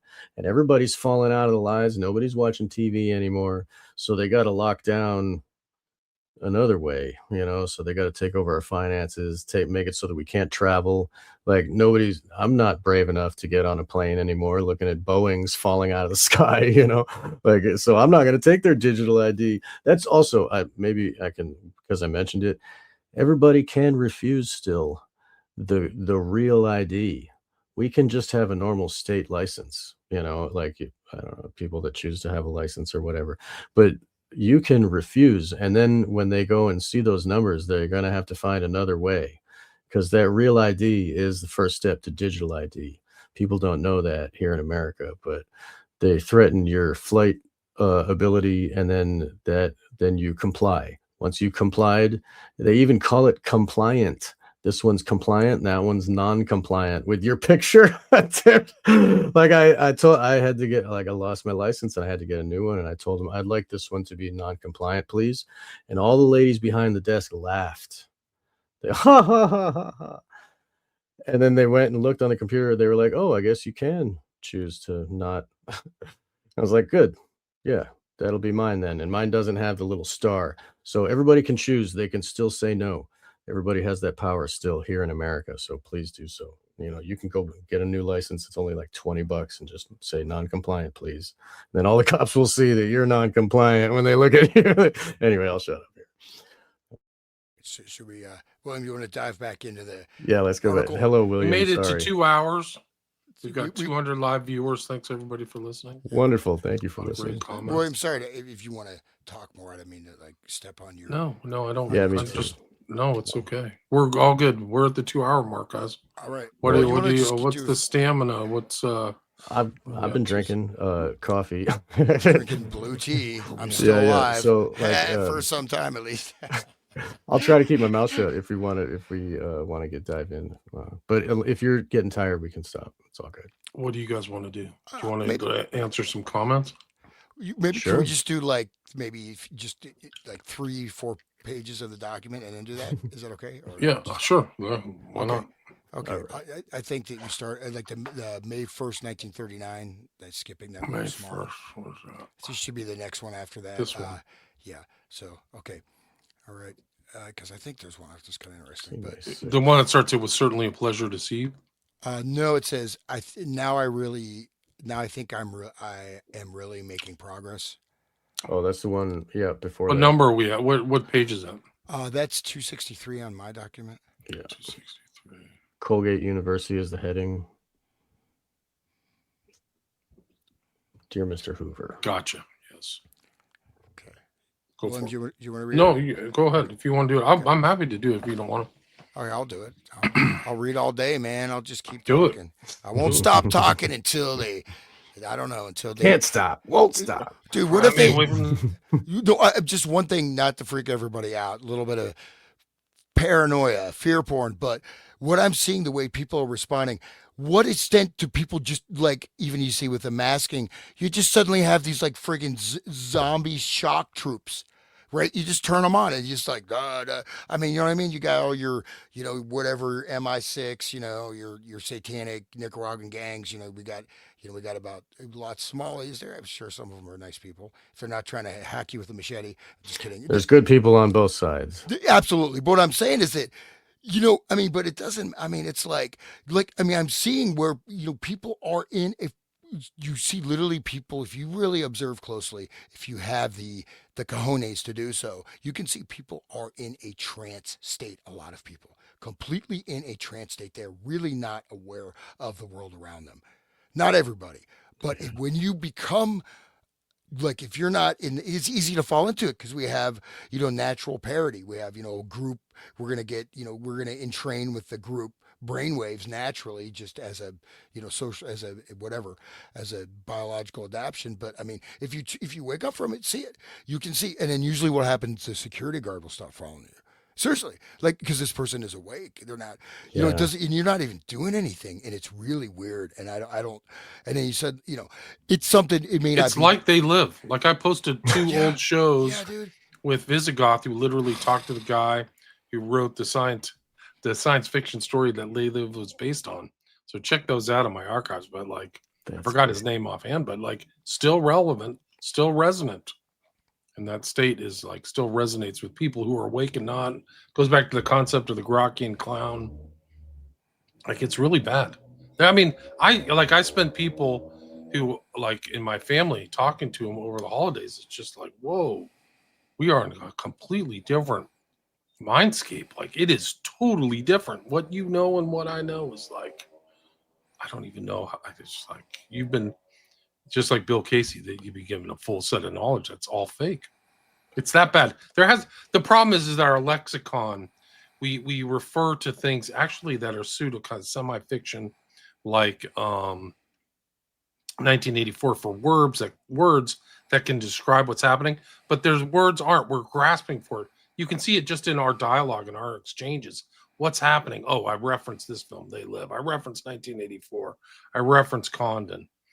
But there's like something even more profound, and like you talk about different types of people or something, but there's different types of outlooks and different types of like understandings of things philosophically that are so different that it's a trip. And the other thing is that you can hear people who've indulged in the alternate media because they can finish other people's sentences and they know things. Like the Candace, like I was at a bar and the bartender knew the Candace investigation, but the other people were like, I have no idea what you're talking about.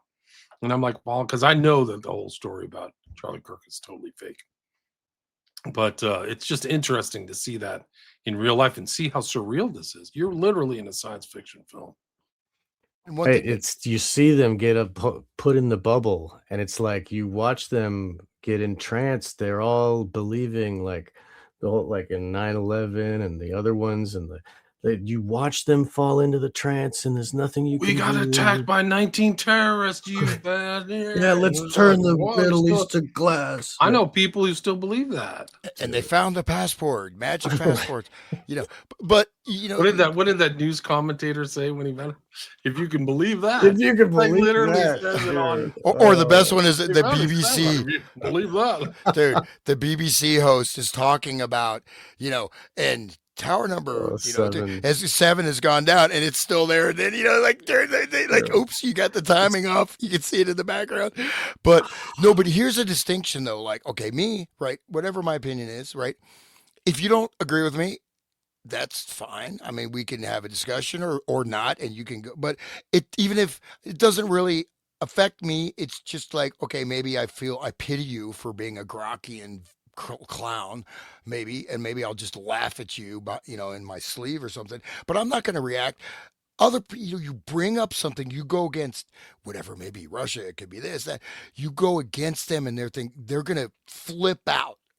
they're going to, a lot of times they're going to respond with an anger, caustic, or even like, you're not my friend anymore, or whatever. And like, if you don't, like, I have an open mind, you're welcome to believe what you want. I mean, if I have the energy or will, maybe I can try to convince you, or maybe I won't waste my time. But I don't, if you don't believe what I believe, that doesn't have any impact on me whatsoever.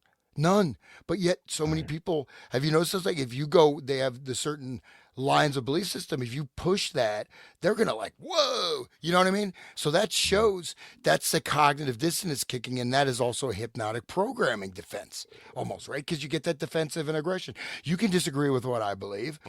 Okay, well, here's the factual basis for what I believe. You disagree? That's, you're dumb. I'm smart. But That's it. then they I'm but just they kidding. band but they band together against you because you're one of them, and then they all band together with their like, "We are us," and then they, "Oh, we love us," and then they turn their evil anger towards you because 'cause you're the other. And then when we're all trying to be free together, they just use their democracy against us and say that we're a bunch of deplorables and, you know, like, whatever, paint us up like, "Oh, you listen to Alex Jones," or "You're like a Trump, you like Trump." Like, I mean, I'd tell somebody some truth and then they'll be like, "Whatever, QAnon," and just walk off all proud, like they told me some shit. Like, man, it's bad. No, Like, it's bad. It's really bad out there. Trust the plan, dude. Come on. yeah, right. This is The 11. plan. This is Oh, dude. Tesseract chess. Right. The Tesseract is the plan. That's right. That's the real plan. Yeah. Okay, I'll read here it go. Okay, now I think I am really making progress. In other words, I appear to have stirred up somewhat of a battle within the ranks of the profession. Mr. M.F. Erickson, State Hospital, Eloise, Michigan, takes violent exception. Notice violent exception to Roland's recent article in the Journal of Abnormal and Social Psychology. And I am backing Roland. If I know anything about Erickson, he will immediately start to experiment to prove Roland's contention. I have also succeeded in interesting another individual whose name I would wish you note. 3 years ago, Professor W.R. Wells left Syracuse University because of a retrenchment of funds. He has now been recalled and taken up his old position on the staff. Wells is, in my opinion, one of our best authorities on hypnotism, being the author of several works on so called waking hypnotism. So that's where you're hypnotized and you don't even know you're hypnotized. Right, that's really important, and that's what a lot of people. I think that's what you get from the media is waking hypnotism. Anyways, he's a great chap for experiments, and is certainly not afraid of the novel, meaning the new, right? We had a psychological conference at Cornell the other night, and I was able to talk at length with Professor Wells, who has returned from a semester at Harvard, where he was observing the work of White and Murray. He expressed himself as very definitely interested in one or two problems which I suggested, and I have no doubt that he will succeed in getting far more work done than I ever could hope to accomplish with my administrative duties. Okay, I do wish you would note him as another very useful possibility in case you ever need some people for any project. I think we'd have to do some research to understand what he means by that. Um, so this is talking about the seance and stuff. I don't know if you guys want to. Do you want to read the next one? I'm gonna. Yeah, I'll Sure. take that. Well, I'm not, you want to do it, Sean? Do you want to read Yeah, it? sure. Go ahead. Where are we at? We're at 260. We're I'm at at Dear 260. Wells. Dear Mr. Hoover was the last one, Yeah, and then the next one is dear Wells. Dear Wells. All right. Dear Wells, it was certainly a pleasure to see you once again at Cornell, and above all, to note how well you seem to have taken this whole matter of displacement and replacement. There are one or two points in this matter of the application of hypnotism to crime which are particularly in need of further investigation. Frankly, I don't see that they can be proven, for proof would involve criminal behavior or some on somebody's part, and that is, of course, out of the question. Okay. The government doesn't do criminal behavior. All right. But anyway, here we go. On the other hand, I think we can approximate an answer, and they say that the implications point in such and such a direction. As I told you at Cornell, Erickson expresses grave doubt on the following 2 points, which, in my opinion, are of outstanding importance to this phase of the problem. First, can we remove all knowledge from the individual that he has ever been hypnotized? My own experiments would seem to indicate that this is possible, in fact, relatively easy. Erickson points out that under any real emotional stress, such as that which might be associated with the third degree, the former seance would be recalled to his memory. Perhaps he is right, but I see no possible way of proving it beyond taking certain evidences as we can amass. If you can contribute anything on this point, it would be most helpful. Second, Erickson expresses very grave doubt that an individual can be rendered unsusceptible to hypnosis by other people. Here again, my experience seems to indicate that by suggestion in the hypnotic state, it is quite possible to render the subject absolutely immune to suggestions from other people. Certainly that of being thrown into the trance. On the other hand, what would happen under emotional stress? I don't know. It seems to me that the crux of the matter hinges on these 2 questions rather than on Roland's contention in a letter to me that none of his subjects could be fooled into committing murder or into criminal acts. I am quite convinced he is wrong here, as Roland's experiments show, and as indeed my own have demonstrated many times.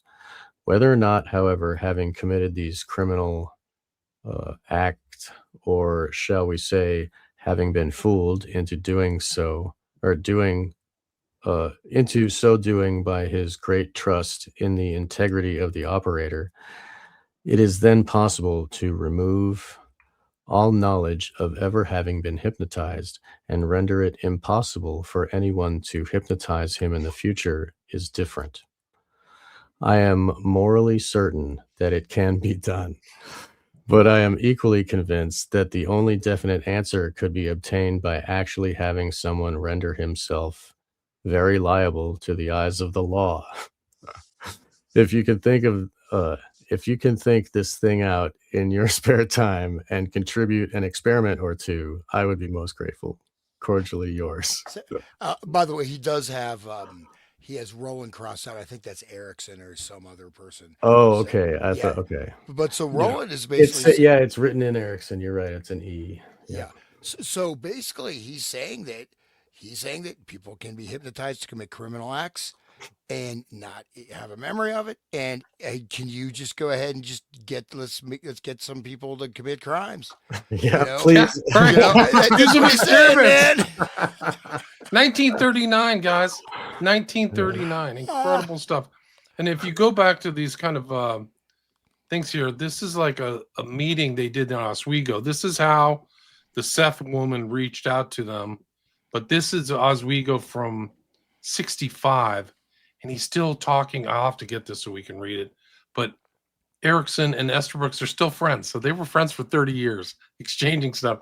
And all this stuff at this hypnotism conference, it's like all for public consumption. It's all like, oh, yeah, we're really helping out. And they're talking about like replacing people's brains and amnesia and then blocking insight from another hypnotist.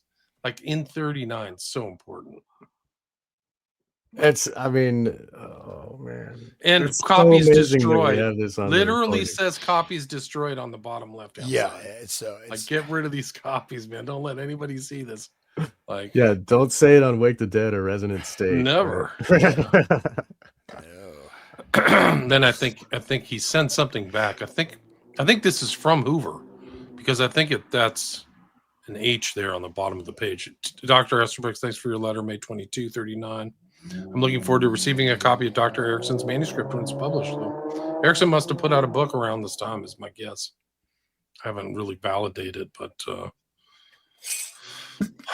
here's another one. Hoover, I enclose 2 copies of a letter I'm sending to Dr. Erickson, Eloise State Hospital. He's just submitted to me a manuscript listing 31 cases, or shall we say, unethical suggestions to various people. So he did 31 cases of unethical suggestions. All his results are at sharp variance with those of Roland. As soon as he publishes this, I will take care that you either get a reprint or that I at least tell you where the article appears. Wow. Right to Hoover. Like right on the letterhead, all that stuff. Stamped. Ethical. Incredible stuff. These guys. Okay, I'll read this one. May 22, 1939. Erickson. Dear Erickson, I'm returning your manuscript. The work is easily the most significant that has been done in this field.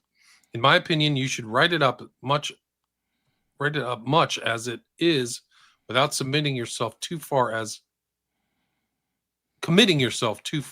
to the significance of facts. In other words, I would get a good, strong anchor out to leeward. I have a very strong suspicion that many of these results are really contingent on the personality of the operator. For example, yours contrasts very definitely with those of Roland. Another example occurs to me, namely the results on the ergograph obtained by Nicholson and by Williams. I think I have the two right. The sharp contrast obtained by these two investigators, it seems to me, can probably best be explained on the basis of motivation. Sidis, I recall, makes this observation in one of his books, pointing out that with the same subject, he could obtain very different degrees of acquiescence merely by changing his tone of voice.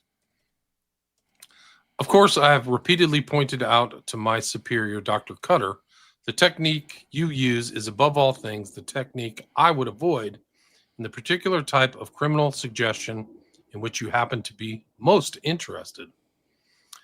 Where you run into direct conflict with the will of the subject, I would always suspect that results would be more or less like your own. For that reason, I was much surprised with Roland's experiments. Frankly, I would have expected his subjects either to have awakened immediately or to have behaved more like your own. But facts are facts. I will be much interested to see his further work. My entire contention is that if proper rapport is established, then at least a certain number of subjects can literally be fooled into committing a crime. Provided the subject is quite convinced that you mean no harm and that you are using him merely to demonstrate a point, then my own inadequate experimental work would seem to indicate that he would put fake poison into my coffee and would forge a check which he knew I was going to tear up immediately and would snap a revolver loaded with dummy ammunition at an individual. That's Sirhan Sirhan right there. They're literally talking about Sirhan Sirhan's ex. They think that he didn't shoot any bullets. This is incredible. This seems to me that the success of such experiments as those I have just mentioned depend entirely on the attitude of the subject towards the operator. Frankly, I've never tried the sort of thing you suggest because of a certain tenderness of mind on my own part.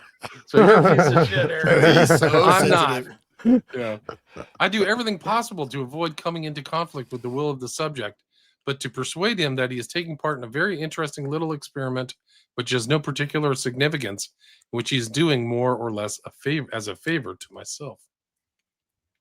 Can you suggest any way in which it would be possible to check further on this matter of rendering the subject immune to hypnotism by another operator or by having any knowledge of ever having been hypnotized?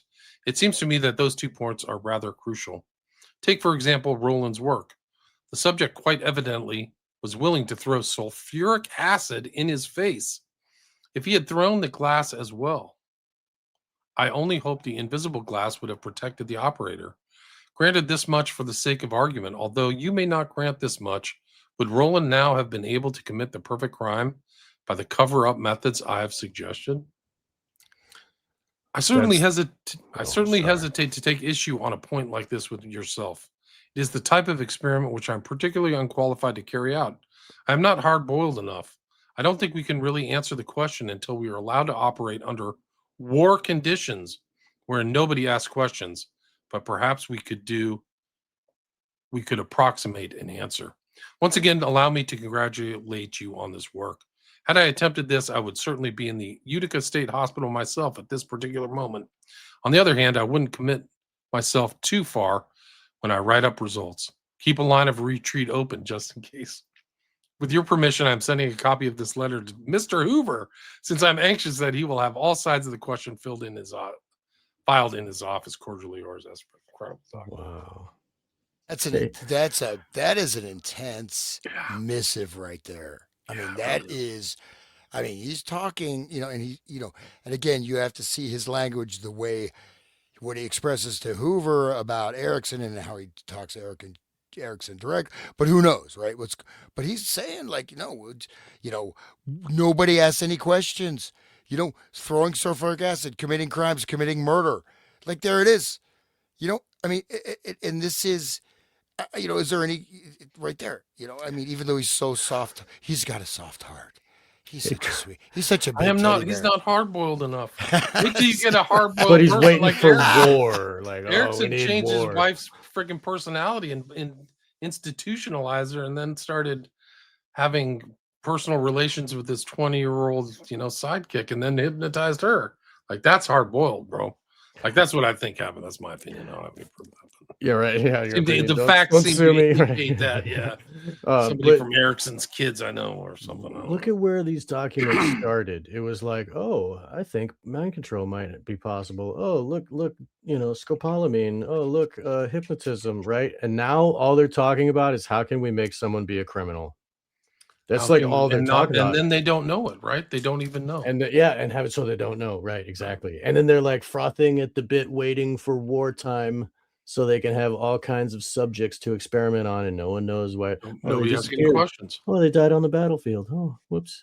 And look at like the Japanese, like unit whatever 731 or whatever, they're doing experiments on how they can freeze a person and how they can kill a person and put like air bubbles in their veins and kill them. And they studied all of this stuff. Like, I mean, and look at the, Mengele and the Nazis and stuff with their twins experiments and all those things. That's what they want. That's what they're hoping for. They want the wartime conditions. He literally says that. I don't think we can, they know the war's coming. I don't think we can really answer the question until we are allowed to operate under war conditions where nobody asks questions. Wow, dude. Literally. And they were paying for Hitler, right? They were the guys, the Wall Street guys, are the ones that got Hitler his job doing what he's doing. And all those scientists came over here to work for us. It was all a big operation, Bro, They this is planned- incredible. This is one of the most important misses of all of it. Yeah. 22nd. I'm glad we didn't stop. I'm glad we got that one. Yeah, maybe just do a couple more and dial this in because I'm like, this is actually pretty. We're getting to the meat, we're getting to the meat off the bones here, Yeah. and who knows they didn't get those WPA workers and the sexy secretary to be like a whatever honey Or the pot. CCC workers. Yep, you're talking about? yep, CCC, back in the beginning. But Right. anyways, so this is Estabrooks, and you could see him almost like he's just like chomping at the bit, like he's like, yeah, like he's happy, man. He's like jazzed up. He's like, even though he's got a soft little heart, tender. He's not hard boiled enough. I'm so sensitive. Oh my God. That's I the just real couldn't do Satanists, that. though. That's not the people that are That's like, part of like wearing the a black scam, man. t-shirt. Like, Part yeah. of the deception. It's part of the guys. Like they're all in guys, but we got to keep Hoover informed. He says at the end. Yeah. And these guys are at Right. hypnotism conferences 30 years from now. It's just off the charts. Right. And then stuff that they're releasing, they probably already had, releasing in 1970. New technique, it's been around for 40 years, Right. And but there's no MK Ultra, dude. Anyways, I'll read this next one. If you don't mind, I'll do it in a Please do. sensitive voice. Yeah, don't be hard boiled. I won't be hard boiled. I got to show the emotion and that tender, soft-hearted nature of Estabrooks. Dear Mr. Hoover, I'm a little afraid that you will feel abnormal psychology has finally gone to my head when you read this. Please do realize that I don't take myself too seriously with this particular proposition. I merely submit it for what it is worth. Your knowledge of the actual situation will decide whether it is worth anything or absolutely nothing. I suspect it is the latter. You probably recall the details of the experiment by Rowland in the January issue of the Journal of Abnormal Psychology. Startling sort of thing, where using invisible glass, he demonstrated that he would reach for an angry rattlesnake or would throw sulfuric acid in the experimenter's face. Evidently an uncontrollable impulse, which which he simply cannot resist. Frankly, I would have not thought it possible had not an experimenter of Roland's ability obtained such results. Now for a little melodrama. An American, a British, and a French submarine have all come to grief in the last 2 months. From the purely experimental point of view, I see no reason why a high grade hypnotic subject, acting on the basis of post hypnotic suggestion, might not have tampered with some of the very delicate contrivances necessary to the proper functioning of the submarine. To be sure, he would have killed himself in the process, but Roland's subject was perfectly willing to reach for that rattlesnake. Please don't think I take this subject too seriously, but if there could be any basis of fact in it, I so see no reason why it is impossible, then obviously the further implications are pretty serious. If a man could do this with a submarine, he might do the same with a battleship. Wow. So that's implying that submarines, they may have actually been experimental subjects. Okay, anyways, go. Right. Can I just bring up Russ Dizdar one more time here, guys? Like, that's what Russ is talking about. And Russ was saying that there's like 3 or 4 generations since the Nazis. He focused on the Nazi, he knows it went back to Babylon, this mind control, this trauma-based mind control, satanic generational stuff. But the Nazis made it science. They turned it into a thing and they, all of them that he was dealing with had like German alters that knew how to speak this stuff. And in his book, he talks about, a dad just like gets a call on a phone and then he hangs up the phone and kills his whole family and goes and does some evil thing and then kills himself.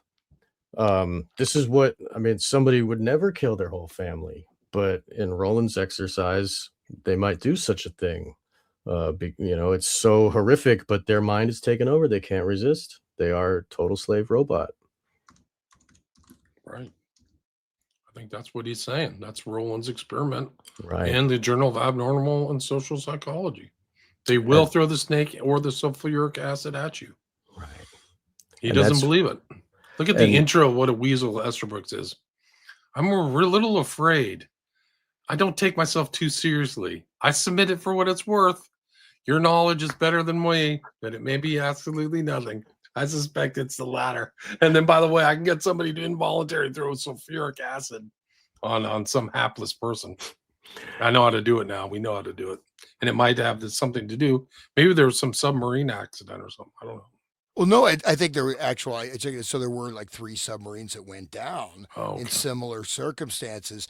Now, the next one, if you contextualize it with getting subjects to do some criminal acts, he just describes how it could be done in the next document. I don't know if you want to read that next one, William. All right.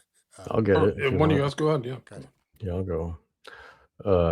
Okay, this one is one on second thought, with your permission. Is that what you're talking about? Is that the one? Yes, it is. Yep. Okay. Dear Mr. Hoover, on second thought, with your permission, I will follow up my former letter with a more detailed analysis of the situation. Of course, I do not for one moment imagine this is what happened to the 3 submarines, but it is something which might very easily have happened. In my former notes, I have pointed out the fact that it is very easy to induce hypnosis by a disguised method, working under the front of a psychogalvanic reflex or any other piece of psychological apparatus. Your own lie detector would give the very best possible smokescreen behind which to carry on. It is then very easy to remove all knowledge of ever having been hypnotized and make it impossible for anyone else to hypnotize that particular subject. Now, let us suppose that I have such a subject and mark you, they are very easy to get. The rate is about 1 in 5 of the average population, and hypnotism is childishly simple in the hands of an expert. So we will suppose that we have my subject.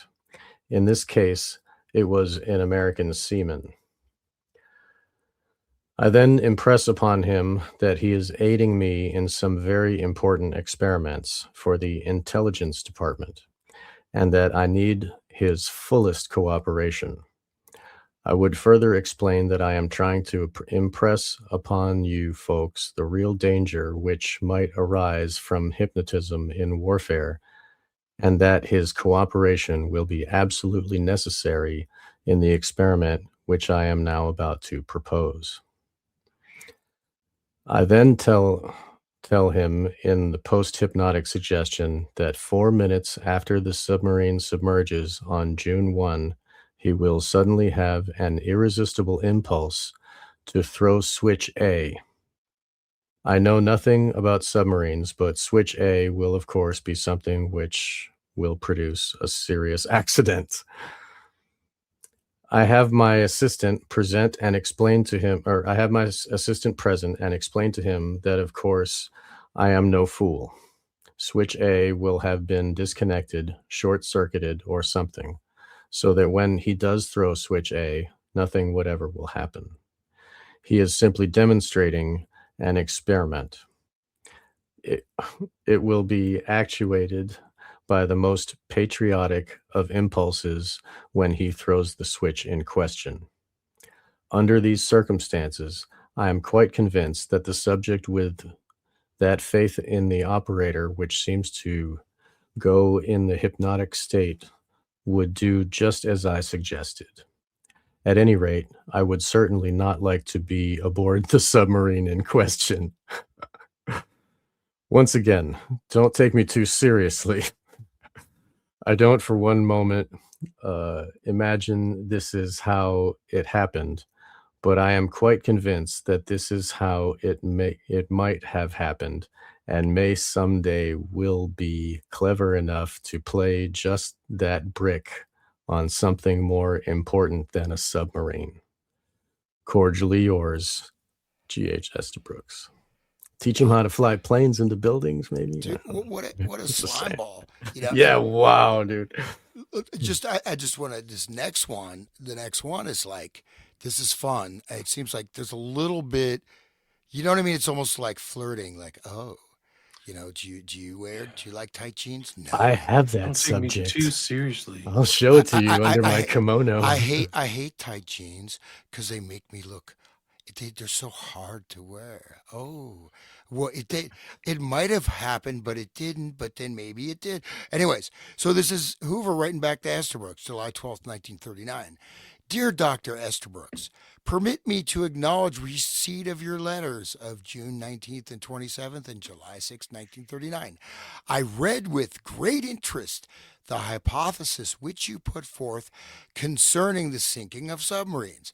I realize, of course, that you are only suggesting things Sure. that could conceivably happen upon the basis of your experiments and the experimentation of others, and that you are not suggesting that such a situation actually did occur in any of the recent submarine disasters. So you have 3 submarine disasters. I think they're all, were they all well, I think they're all on the same day. So, and they all happened because of basically someone throwing switch A, right? Somebody, the Right. crew, whatever they did, whatever, open the hatches or whatever. You know what I mean? 3 And accidents on the same day is obviously intentional, right? yeah, And that shows the rest of the world, see what we can do, right? yeah. And of course, and they could just be older submarines. They don't care about the crew. Just let them sink. Yeah, And it's right. 3 different countries too. It's not just, what is it, America, France, and England, was it? Something like that. Okay, anyways, Right. so I'm not suggesting that such a situation actually did occur in the recent submarine disasters. I appreciate your interest in forwarding these theories to me, and your letters are being retained in file for possible future reference in connection with the general subject matter of hypnotism. For us to read here today on the Yeah. subject matter of hypnotism. Well, and just note that earlier he's saying, well, if we could get some people to experiment with, if they don't mind breaking the law, right? If you could offer up three subject. I think he mentions three subjects, right? A few letters back, right? He's asking, Right. So this seems a little funky, right? And it seems a little off. Coded language. Yeah, I don't Yeah. know. I mean, we could do some more research on that, but I don't know. So yeah, I'll leave it there. But this seems pretty. This is pretty. I don't know. It's kind of Damning. hardcore, man. Right, I yeah. don't know. Um, They're headed into war. They're talking about this. One of the interesting things is it validates the earlier letter that Estabrook sent out, validates this idea that people will do things under the trance if they think that they're just doing something. It's not against the law or against their will. I just want you to flip the switch A, right? They don't know that it could blow up the entire ship.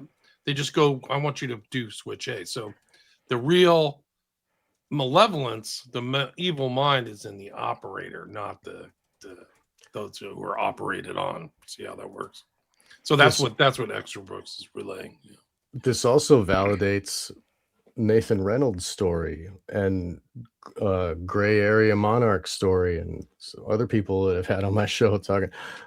Nathan Reynolds was abused by evil people, and then when they turned him into a weapon, they would show him the file and be like, "This guy's an evil predator. He hurts kids," and he'd be like, "Let me at him. Let me go kill this dude." He's like, "I'm helping the cause," right? He was under the illusion that he was working for good guys or whatever. And just like here, like the guy throwing switch A thinks that he's helping, by being the most patriotic ever, by pulling switch A, that validates all these stories. yeah, I did look up. Sorry, I was mistaken. They were the same day, but I got two of the submarine accidents. So June 1st, 1939, the British submarine HMS Thetis, THETS, sank during sea trials, resulting in the loss of 99 lives due to a combination of human error and design flaws. Okay, but there was human error. Someone opened the escape hatch when they're underwater. Okay. Wow. And then additionally, May 23rd, 1939, the USS Squalus sank during sea trials. So these are all trials, right? So there you go. With 26 men losing their mind, the USS Squalus incident was a tribute to rags blocking the main induction valve. Sabotage. So all three of these submarines died during sea test trials. Somebody opened the escape hatch underwater, and then someone else stuffed something with rags. And another thing he says is that the person will be hypnotized and think it's some special, it's patriotic duty, right? So he mentions that they'll be happily to do it. So it does kind of seem a little fishy. I mean, they all were just sunk by sabotage by the crew. All these It was a accidents. test of their mind control, not a test of the ship. They were testing and it was a display to everybody, just like the Charlie Kirk new weapon to explode people's throats from a distance, the air burst or whatever. And just like 9/11 was, look how we can dissolve a building. It's, this is showing the whole world, look how we can mind control. Look how we can kill our own soldiers with their own, like It's a people weapon of that are war. in the It know. goes back to Dr. Yen Lo, all the way to the Yes. beginning of Yeah. Manchurian Candidate. Yeah. I mean, and so again, you got somebody opening the escape hatch underwater without whatever. Okay, yeah, maybe In a the design submarine. shouldn't permit that, but somebody pressed the button to open it, and then someone stuffed rags. And so that I mean, they stuff rags in the intake. I don't know much about submarines, but I mean, whatever they did caused the submarine to sink. It's something inaccessible. So right. and these are both direct and directed acts of sabotage. They're not air like, oh, I screwed up. No, like, oh, I'm going to press this button and the whole submarine's going to flood. I'm going to kill 99 people. Oops. You know what I mean? So that And it's our own army. It's not infiltration by someone else's warrior over here doing sabotage. It's our own people. Dude, what a weapon. It's so amazing. Yeah, and it does. I mean, I don't know. It seems the way his weasel words and the way Hoover's like, oh, I know it's just a suggestion and it might have happened, but it probably might not have happened. And Right. da da da. We're earlier. They're saying, hey, if I could just if you could furnish a couple subjects, we could try this, and in a way that they're actually cause mayhem and death. and in a way to remove the legal accountability. So I would assume, I think, relatively speaking, 85% that he offered them the subjects. Okay, we got these submarine tests. Well, you can do it. Let's do 3 of these dudes on the submarine test because I mean, they're just young. We can throw away a couple hundred soldiers. And Exactly. these submarines, they're just older models. They don't care about losing the submarine. And it's so within such a short period, 3 submarines killed during tests. It's one thing if someone's in battle and they start going nuts, like Vietnam or something. Yeah, but they're not even in bed. This is just they're not even at war yet. This is pre-war, and they're doing tests, run-of-the-mill routine tests, and the crew is sabotaging it, killing everyone on board. One of And the it's crew members. pre-war, and it's showing the bad guys that the Axis or the Allied, whatever, the Allied powers have the power of mind-controlled soldiers. They will go against like in the old days. So like Hans was talking about how soldiers wouldn't shoot at each other, and they had to do all the mind control to make them shoot at each other. Now the level of mind control is such that they'll open up a hatch on a submarine. It's obviously like logic does not permit that to be done. If you want to maintain living, you aren't going to open a hatch on a submarine, but they will do that. It goes to prove like the level of their mind control. See, everybody, right before the war happened, it's like it's an announcement. Look at our level of weaponry, right? But also the Just implication is that you're going to die also. And they mentioned the guy grabbing a rattlesnake. So right. he'll die, right? So you're Exactly. doing something that's not only kill other people, but it's going to kill the person. And they Harm said that's yourself, right? quite possible to be done. And it appears, probably we could research these submarine accidents in a little more detail, but one of them, there were survivors, but I I mean, just did. There was one, the Thetis. They basically said the accident happened after the inner hatch on a torpedo tube was opened, while the outer hatch to the sea was also open. So that means that like they opened the torpedo hatch, and then somebody opened the one on the inside, which is crazy. Like you don't want them both open at the same time. Well, how did somebody make such an obvious mistake? no, I mean, it's like, no, I mean, this is like basic, like you're not going to, like it's a hatch. It's what I mean. It's your airlock. I mean, you're just it's like let's go ahead. Oh, there's water. There's ocean water. It's filled with ocean water. Oh, let me just open it up. Let's flood the submarine. Oops. You're not going to make that mistake. No way. It's not a mistake. You can't make that mistake. I mean, it's yes, you can be insane, but I'm sure in Right. this you have to also at the time, right? I mean, now I could see it happening because people are so dumb. But back then, I mean, people were pretty intelligent. They're I mean, these are young soldiers. I'm We'd sure like to they're think so, I guess. But I mean, you're underwater. I mean, this is like you're not going to just screw up like that because it's Exactly. terrifying. Who wants to drown in a submarine? Right. Not me. It goes against all logic. And if they can make people act against logical understand like their own idea of maintaining their own life, like that's innate programming to everybody. That's instinct, I'm not gonna drown myself on purpose, like that. So that just is a proof of the level of mind control. Like, look at, just like, the, Full Metal Jacket is just like, they were trying to they were trying to get those people in boot camp to become killers, right? And the first part of the movie was one of them became a killer. Next part of the movie is the other one killed. Like, just like, anyway, yeah. This, Yeah, it's first kill, yeah. what can we do to maintain, to change their minds into being a killer, and for one, it took the abuse, and for the other one, it took compassion, but they're still end up killing, they're all singing the Mickey Mouse Club song, so they, by the time the Vietnam was there, they had like mass mind control, like down pat, you know, Yeah, they um, did. They had it.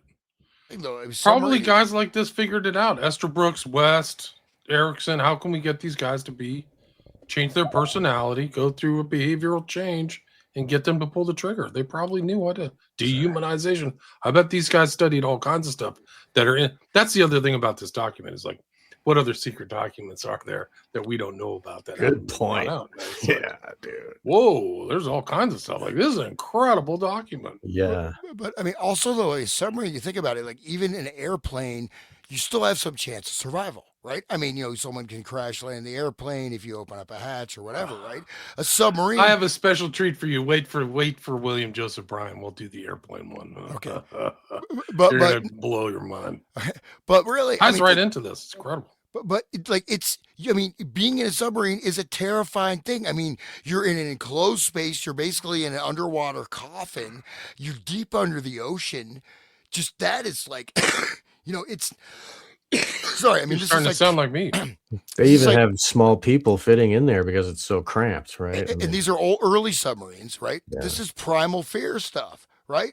So to get someone to do that and then kill all of their buddies and themselves in a really horrific, absolutely terrifying way, it really does. I mean, this shows pretty. You're negating even basic survival instincts of the individual, even hardwired stuff. I mean, right, and that's I mean, how could it happen 3 times? exactly. You know what I mean? So It that must be shows. intentional. Pre-war too. Pre-war. Yeah. That's probably why Esterbrook's figured it out, right?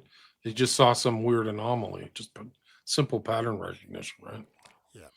And they sunk their own ships. Like 9/11, we blew up our own buildings. Whatever. But it's not like it was an attack on others. It was an attack on us, and then we become the victim. Got all that victim power again. 10-7. 10-7's the same thing, man. Exactly. Yeah. Yeah. They killed, raped babies and beheaded them in ovens. These are all like Dude. trust the And they, science, safe and yeah. effective. And then 2 years later, they're still burning little babies alive. Like by a factor of 1,000, right? Or I something. mean, how could Of there what's still supposed to be happen. babies there left? Like how? I mean, Dude, it Jesus. is so sick. It's a holocaust. It's really like a It is modern a Holocaust. Holocaust. It's so Yeah, gross. literal burning of Yeah, the it's like, sacrifice, yeah. burning in a Moloch fire. Dude. Yeah, no, it's very, very sick. Very sick people. These are very, very sick people. Right. I don't know if you guys, I would just vote. Maybe we just hit the comments. I think it's a good. All right, Good idea. Yeah, we got some really heavy. Like we smashed it out of the park. William, have you ever looked into Philip Arthur Thompson? I've never heard that name. Do you guys know Philip Arthur Thompson? No. No. Somebody comment Uncle Ted. Uncle Ted, I hear you mentioned on other shows. I was listening to oh god, it was Austin Picard and Jose Galison. You were on. They mentioned you on one of their shows earlier. So it's a welcome back. Glad to have you. That's great. Johnny Sumatra, read Bentov Stalking the Wild Pendulum. There are various levels of consciousness: physical, body conscious, higher shared conscious. See Rupert Sheldrake. Yeah, I agree with that. I think there's different senses and all kinds of stuff. I mean, it's just a simple way to look at stuff. There's different consciousness states. And I've talked about that in past shows. People go into churches or sacred spaces or the wild for different consciousness things to either cleanse or whatever. David Chase's new TV series.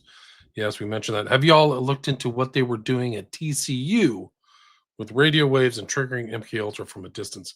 A little bit. We mentioned that, I think, in one of the series we talked about Helms trying to get kind of brain wave influence. Like that was one of the things he was doing after Dulles. So we talked a little bit, maybe not in great detail. Author of the scanner, is the author scanner Darkly? No, that's Philip. That's Philip K. Dick. Yeah, right. Substance D.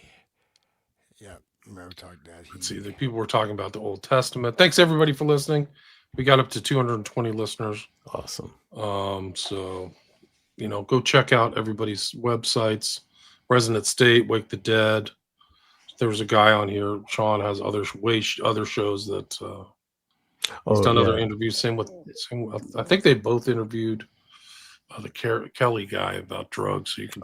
Yeah. Sam Kelly. That was a great show. That's a great. What are you doing with your tongue? I don't know. Is it coming through? Because I'm eating like a cough. Yeah. That's what. Can you hear? Can you guys hear that? Me chewing on my cough. I thought you were eating dinner. No. Kind of. I thought you were chewing ice. Kind of was. Yeah. Kind of was. Either way, it's all good. We heard everything you said. It's all good. Well, I have to. I usually try not to eat. I mean, I'll drink stuff, but I try not to do things. I always Don't try mind. to mute It's okay with me, when I dude. light my lighter. Sirhan is my understanding is people who were in the pantry with Sirhan is that he shot blanks. That's my understanding. There were tons of bullets in there. I thought Yeah. there were like 8 bullets that they Yeah, pulled like out. pulled out of the walls, and he had to Yeah. shoot or something like that. Right. Man Behind the Sun for that Japanese unit stuff. Yeah, 731. I actually have a guest in the next couple of weeks about Man Unit Behind the 731. Sun. Yeah, that is sick stuff. Holy crap. And if you look at what it is, that's like pure no morality, pure science, left brain, they will torture for science. It's oh my god. Yeah, I'm gonna look Nathan that up. Reynolds. Oh, Nathan's great. He's a real dude that cares. Bell Yeah. bottoms. You guys are chatting amongst yourselves a lot about clothes and bell bottoms and stuff. I don't know. Oh, on the chat they're talking about bell bottoms. Justin says, "Yeah, it's crazy. I know people who've known MK Ultra happen, yet they believe the government is their savior." Right? Crazy. Mind control. Statism is mind control, right? Yeah, I think somebody like what was the name of that book? The Japanese thing. I didn't write it down. No, Hans was doing something weird with his tongue. Well, I missed it. I didn't notice it. Was it visual or audio? I don't know. Anyway, I'm drinking. I was eating freaking coughs. I was doing anything with my tongue. Come on. Y'all shouldn't be ashamed. Anyway, any questions before we wrap it up, guys? Come on. One question: what was the book about the Japanese 731? It was like two comments back. I'll go back. Thank you. Man Behind the Sun. Is that a book? Is that Magister? Are you still there? I don't know if you're still watching, but is that a book? I've never heard of that book. I have heard of the book Rape of Nanking, which happened around there, which is supposed to be like one of the hardest books ever to read. It was just so freaking brutal. Anyway, thanks a lot for everybody for listening. And do you guys have anything else you guys like to closing statement or anything else you'd like to add? Just everybody should visit WilliamRamseyInvestigates.com. And okay. Y'all doing a massive service. Eat as many lozenges you want. Thank you. I appreciate it. I put down. I have the wrappers as a testament. I put down at least 10. Don't let them get to you, William. I don't. I've been called everything, guys. You great. can do whatever. I have skin that's like I always think of Andrew Jackson. They call him Old Hickory. Oh yeah. I'm a thick skin. I don't care. Well, no, really, what we are doing a great service, and the fact that you're bringing it to our podcast, I'm so thankful that you're sharing this with Wake the Dead's audience. This is like really phenomenal, like just integral, and it's connecting everything, and it really means so much. Thank you. Yeah, thank you. Thanks for partaking. Thanks for being part of it. I think they're all important. 13 episodes, and it kind of lays it out. Like this is like they are laying it out. These are like the guys people talk about Jolly West or these guys are way before that. They're way more sinister in a real because they're like the pre-intellects before West. And Esterbrook has got his hand in a lot of different pots. He's like investigating New Age and Cyborg and like one of these early extra ESP people, and he's with the military. One of the things is like you got to get away. And he's a Templar, Mason, whatever. Yeah, exactly. Good point. It's really important to see the broader angle, broader tapestry of our huge police, huge state, because it's not just the CIA. This guy's communicating with the FBI in great detail, and also with the military, which you'll see later on. He's already connected, I think, with naval intelligence, but I think that it'll be even more stuff as we get along. We still got a ways to go, but I mean, I think that this is like even more important. I was looking through, I bought a new book on mind control. I saw this guy on Joe Rogan. I haven't listened to it yet, but I bought this book, and they don't mention this document at all. Yeah. They don't mention this. They don't mention this document at all. This guy's it just shows like an academic. I don't want to say mean things about him, but I think he's an academic at University of Texas, but just Operation Mind Control, Project Mind Control seems a little familiar. Yeah, very similar. Yeah, really. Book, right? It's kind of derivative. If you know the work of Hank Albarelli, it reads. It's like a mix of Albarelli's work and Kinzer's work. So it's kind of like I wouldn't call it like original. So but one thing just to keep in mind though too is that what Esterbrook's is talking about in his big, warm, thoughtful, tender-hearted hug to humanity, right, is that as Marshall McLuhan said in the late 40s, he said basically the media has become an extension of the human nervous system, right? Yeah. So our nervous systems are now externalized into the media, so we can't even differentiate between what we're receiving from the media and our own internal experience. But what he's saying is that basically, and so this stuff was all new, right? We're just starting kind of the technological era by the 30s. I mean, it's much more, but it started in maybe 20s, maybe a little bit earlier, but it's really becoming a mass phenomena. He's saying human beings can't adjust to it. And so we basically got to kill most of the human beings because the unfit are reproducing. And so, I mean, obviously the level of nervous system stimulation we have now is like, millions of times higher than it was in the 30s, right? But this guy is saying like, well, human beings are basically slated for throw them in the scrap heap or most of them, and we just can't let these subhuman morons reproduce. But also we can't, he's saying technically, there may be some truth in this, is that human beings really were not designed to live in this externalized media bombardment. And this is one of the issues they're having with, like, say, Neuralink or other types of things where they're trying to, upload consciousness or do the brain computer interface. Our brains, it's absolutely antagonistic to the human being. And they're trying to change children so they can actually be plugged into this system Right. The because it is autism. absolutely unnatural. But yeah, and then so there's, and look, I mean, we can just look at autism rates. I mean, there you Right. go. And then, if you it's go all back, intentional, guys. It's really one of the Exactly. darkest things. and just that, like the Bateson thing, you're talking about, that the disease, right, in Malaysia or whatever, right, that creates, and people will literally Right. do things with, they see someone do something, whatever it is, they'll do it. So, and it's all this other stuff. They looking for biological agents that cause that. One of them being what I think they mentioned, insulin. Or it's stuff like that. So I'm Right. saying that some of this stuff, the MK Ultra, it looks like all they were doing is most of the work looks like it was done. A lot of all the foundational work appears to have been pretty much dialed in long before MK Ultra even started. Because imagine, we're not even in the wartime. What can you do in the wartime? Just go to town, man. Yeah. You're already Right. sinking submarines, in the pre-war. What are we gonna do when the war starts?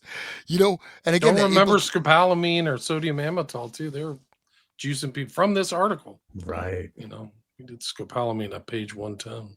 yeah, and so that last thing is that Man Finds Tape movie, which anybody, it gets I pretty tried dumb. watching it, dude. The second half It, was it's just so dumb. retarded. I stopped. I You had just to turn it stop. off. But what's interesting is that the preacher guy is actually saying very intelligent things, right? Of course, he turns out to be the evil person. But what I thought was compelling about the beginning is where it shows what it is actually like, right? When people are being chloroformed and hypnotized, they don't remember. When you have a mass hypnotic trigger, you just blank out, you go, right? And of course, when you're blanking out like that, you don't even know you're blanking out, right? So Right. that's what the beginning, the first half of that movie gave a real sense of what this would be like in a certain way, like what kind of society we're living in. But like, it's hard to think when you're being hypnotized. You go to your career counselor, Esterbrook's your career counselor. I want to be a mechanic. Well, no, you're going to be a program to kill assassins. Yeah, in 3 months, I'm going to have you shooting people You're from gonna a be- tower. Yeah, you're gonna be Tower in at the the Navy. University of Texas. Right. You're gonna be on this one boat pulling switch A, right? Yeah, exactly.